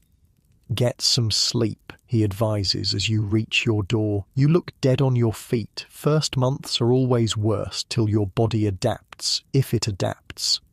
This casual acknowledgement of mortality, the if that haunted every baker's career, was simply realistic in a trade where making it to 40 was considered a triumph of survival. Yet even this grim prognosis contained a hint of the changing times. First months are worst implied a future beyond the immediate suffering, a career that might continue, improvements that might come. Inside your small room, you collapse onto the narrow bed without bothering to remove your flour-covered clothes. Your body feels simultaneously leaden with fatigue and humming with pain, aching joints, burning lungs, raw hands. Sleep ambushes you between one breath and the next, dragging you under into dreams filled with dough and fire. You wake disoriented in late afternoon, sunlight slanting through your grimy window at an unfamiliar angle. For a moment, panic grips you. Have you overslept? Missed your shift? Then reality reassembles itself. Wilson's Bakery, night shift, still hours before you need to return. Rising stiffly, you assess your physical state with the new awareness of someone who has begun to understand the true cost of their trade, the persistent tickle in your throat that signals the earliest stage of baker's lung, the calluses forming on your palms, replacing the raw blisters of your first days, the deepening stoop to your shoulders, the body already reshaping itself around the demands of the work.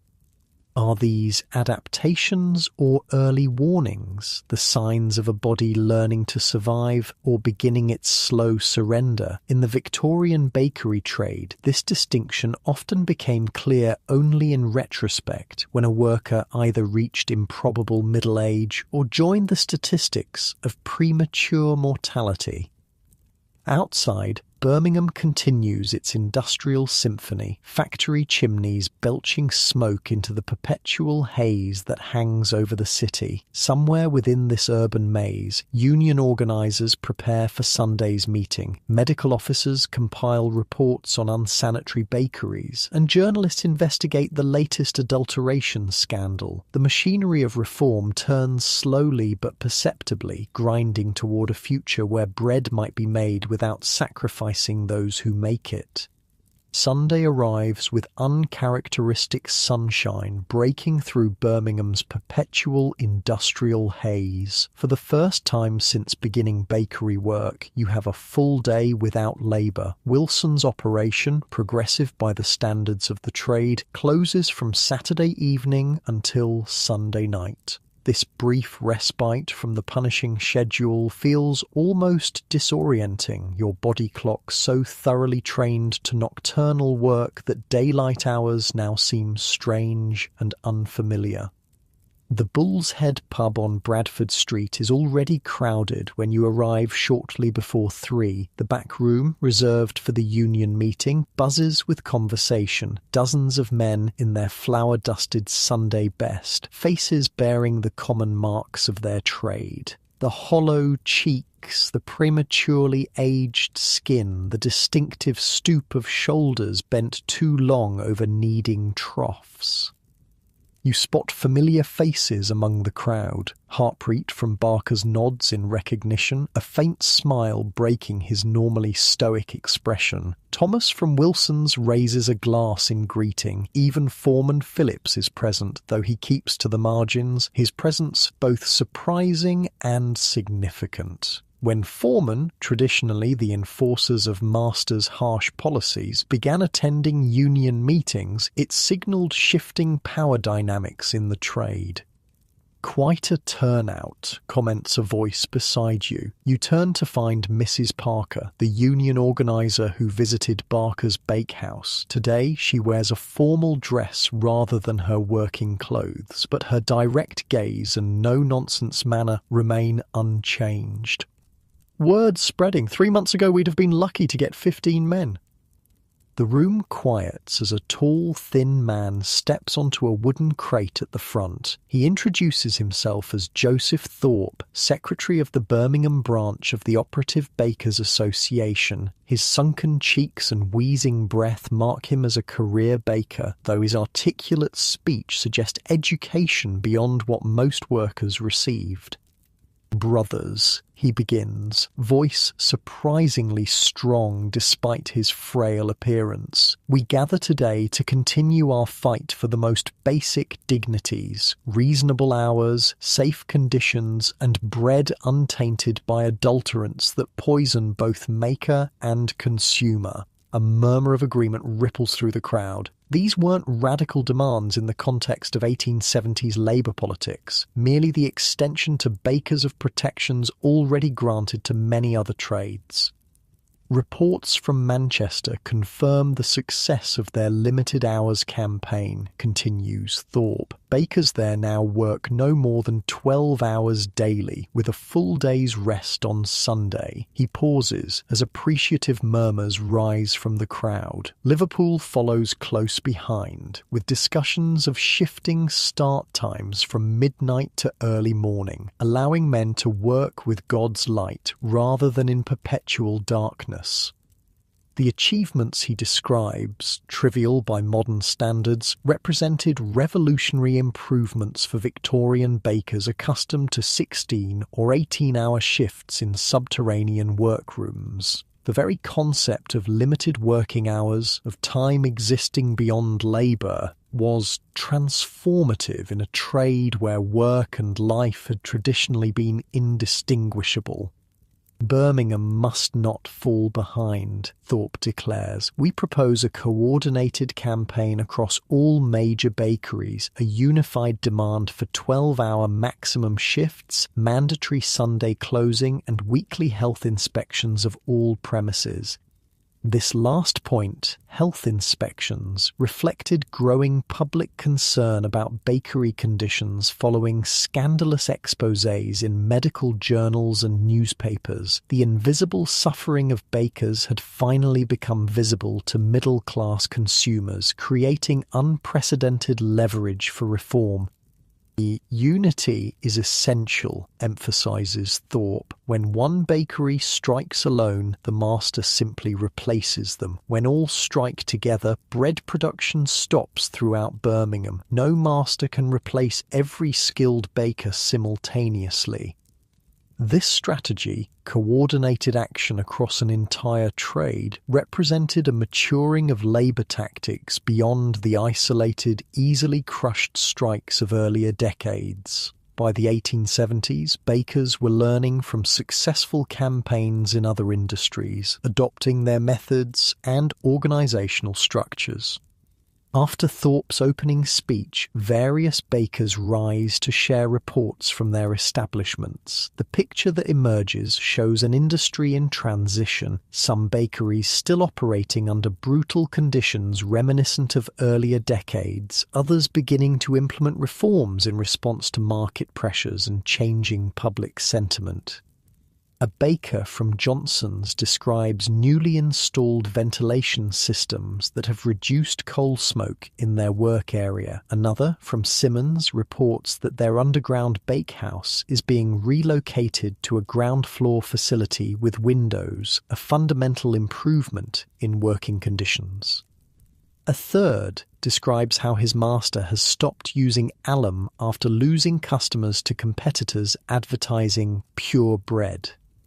Each small victory receives enthusiastic approval from the crowd. These incremental improvements scattered across Birmingham's bakeries suggest a turning tide, the first hints of a future where the trade might become something other than a slow death sentence.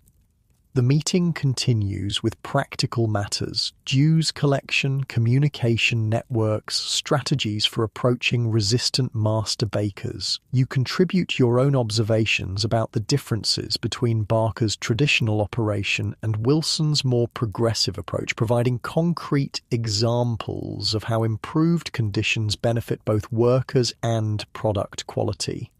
As the formal proceedings conclude and the gathering shifts towards social drinking, you find yourself in conversation with an older baker, a man in his 50s, ancient by the standards of the trade. His survival to such an age marks him as exceptional, a living testament to either remarkable constitution or unusual working conditions. 40 years I've been baking, he tells you, nursing a half pint of mild ale. Started as an apprentice when Victoria was newly crowned. Seen it all? I have.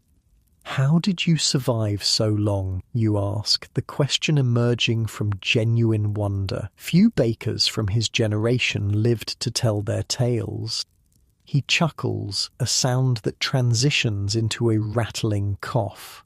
Luck. Partly, but also adaptation. Learned to pace myself, to breathe through wet cloth when sifting flour, to stand so my back didn't break. He gestures toward the crowded room, and I wasn't afraid to fight for better. Been to every union meeting since 51. Got fired for it twice, but kept at it. This perspective, spanning decades of the trade's evolution, offers a rare glimpse of how far things had already come. Despite the continuing hardships, the 1870s represented significant improvement over the unregulated exploitation of earlier Victorian decades. "It's changing faster now," the old baker continues. "Machinery coming in. Chemical yeast replacing sourdough, steam ovens instead of coal, won't recognise the trade in another 20 years. His prediction would prove accurate. The late Victorian period saw accelerating technological change in baking, with mechanization gradually replacing the most punishing manual labor. Dough mixers, mechanical dividers, and steam-powered ovens were already appearing in larger commercial bakeries, harbingers of a more industrialized future. Good changes or bad, you ask? He considers this thoughtfully. Both, I expect. Machines save backs but take jobs. Chemical additives may be safer than the old adulterants, but are they truly food? Progress isn't simple. He drains his glass. But I'll tell you this, no baker should die at 40 from his trade. If machines and chemicals prevent that, I'm for them. This pragmatic view, valuing survival over tradition, was common among workers who had experienced the full brutality of Victorian baking firsthand. For them, romantic notions of artisanal craft held little appeal compared to the prospect of reaching old age with functioning lungs. As the meeting disbands, you step outside into the late afternoon sunshine. Birmingham's Sunday quiet, the relative hush of reduced industrial activity, feels almost eerie after the constant clamour of weekdays. Factory chimneys still smoke, but less aggressively. Streets, normally thronged with carts and wagons, are navigable on foot. Even the air seems marginally cleaner, though the perpetual coal smoke haze never truly dissipates. Walking back toward your lodgings, you pass a small bakery with a prominent sign in its window, "Pure bread, no alum, no chalk, no adulterants." Such advertising would have been unnecessary a decade earlier, when adulteration was universal and unremarkable. Its appearance now signals changing consumer awareness, the public beginning to value food purity enough to pay premium prices for it. Nearby, a more traditional bakery sports a different notice: fresh bread all day, baked on premises. This too represents evolving market conditions. As concerns about bakehouse conditions spread through newspaper exposés, consumers increasingly distinguished between bread made in visible, above-ground bakeries and that produced in unseen cellars. Transparency itself had become a selling point. Even the physical infrastructure of Birmingham's baking industry shows signs of transformation. New bakeries increasingly occupy ground floor premises with windows and ventilation, partly from growing regulatory pressure, partly from bakers' own demands, partly from changing consumer expectations. The subterranean bakehouse, though still common, is gradually becoming obsolete. These physical changes paralleled regulatory evolution. The 1870s saw unprecedented government intervention in food safety, culminating in the landmark Sale of Food and Drugs Act of 1875. This legislation, while imperfectly enforced, established the principle that consumers had a right to unadulterated food, creating legal tools to combat the worst excesses of bread adulteration. Equally significant were the Public Health Acts of the same period, which empowered local authorities to inspect workplaces for sanitary conditions. Bakeries, long exempted from oversight that applied to other industries, increasingly faced scrutiny from medical officers with power to demand improvements or close dangerous establishments. The technological frontier was advancing as well. Passing Harrison's agricultural implement works, you glimpse through open doors a mechanical dough mixer under construction, a cast-iron behemoth designed to replace the punishing manual labour that broke bakers' bodies. Such machines, though still rare in smaller establishments, pointed toward a future where the most physically destructive aspects of the trade might be mechanised. Even bread recipes and methods were evolving. The Vienna process, using compressed yeast instead of traditional sourdough, was revolutionizing commercial baking, allowing faster production with more consistent results. The aerated bread company had pioneered chemical leavening methods that eliminated fermentation entirely. These innovations, controversial among traditionalists, nonetheless offered pathways to bread production that required less brutal human labour. By the time you reach your lodgings, the sun is setting over Birmingham's industrial skyline, casting long shadows across soot-stained buildings. Your next shift at Wilson's begins in a few hours, the familiar cycle resuming after this brief respite. Yet something has changed, some subtle shift in perspective that makes the work ahead seem less like an inescapable sentence and more like a temporary condition in a changing industry. That night, as you work through your shift at Wilson's, you notice small improvements with new awareness. The ventilation ducts that reduce coal smoke, the higher ceilings that allow heat to rise away from workers, the scheduled rest periods that prevent complete exhaustion. These features, unremarkable a week ago, now appear as tangible evidence of the trade's evolution. More telling are the conversations among your fellow bakers. Union meeting attendance is discussed openly rather than in whispers. Men compare conditions at different establishments without fear of reprisal. Even Foreman Phillips participates, offering his own assessment of how Wilson's might implement the 12-hour shift maximum being adopted in Manchester. "The master's not against it in principle," he remarks while supervising the Vienna bread production. "Says well-rested men make better bread. It's just working out the scheduling that's complicated."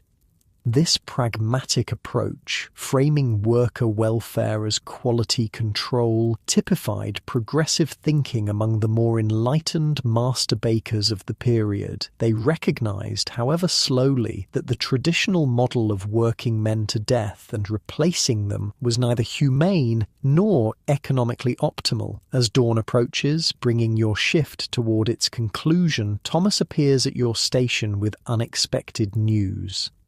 "Wilson's installing a mechanical mixer next month," he reports excitedly. "American model with steam power. Does the work of 4 men without getting tired."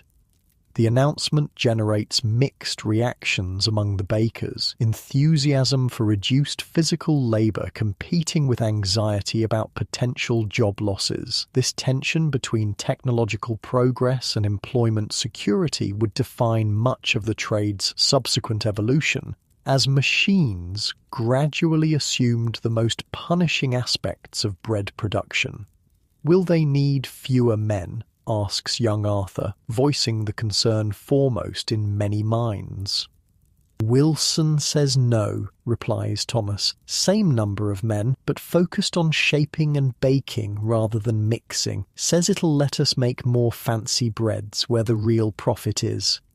This reassurance, whether sincere or merely expedient, reflects the complex reality of mechanization in Victorian industries. While some innovations indeed eliminated jobs, others transformed them or created new roles. The most forward-thinking employers sought to harness technology for competitive advantage without triggering the worker resistance that might accompany mass dismissals. By the time your shift ends, morning light filters through Wilson's windows, illuminating flower motes dancing in the air, still present despite improved ventilation, still coating lungs with their silica payload. The fundamental hazards of the trade remain, mitigated but not eliminated by incremental reforms and technological advances. Yet, as you complete your deliveries and head toward your lodgings, the future seems marginally brighter than it did just days ago. The union's growing strength, the spread of regulatory oversight, the technological innovations appearing in progressive bakeries all suggest a trajectory toward improvement, however gradual and uneven. That trajectory would indeed continue through the remaining decades of the Victorian era. By the century's end, much of what defined the trade in the 1870s had evolved beyond recognition. Mechanical mixers and dividers replaced the most punishing manual labour. Above-ground bakeries, with proper ventilation, became the norm rather than the exception. Working hours shortened to more sustainable levels, with shifts rarely exceeding 12 hours and Sunday closing increasingly common. Food safety regulation matured as well, with more effective enforcement mechanisms and scientific testing methods. Bread adulteration, though never entirely eliminated, declined significantly as consumer awareness grew and legal penalties increased. The most dangerous additives, alum chief among them, largely disappeared from commercial production. Most significantly, baker mortality improved. While the trade remained physically demanding, the combination of better conditions, reduced hours, and mechanization of the most damaging tasks meant that bakers increasingly survived to see 40, 50, even 60 years of age. The profession gradually ceased being a virtual death sentence, becoming instead a sustainable, if still challenging, lifelong occupation. For the individual baker in 1875, these future improvements remained distant prospects rather than immediate realities. The daily experience still involved punishing labour, harmful conditions, and uncertain longevity. Yet the seeds of change were visibly sprouting, offering tangible hope that the trade might eventually become something other than a slow form of suicide.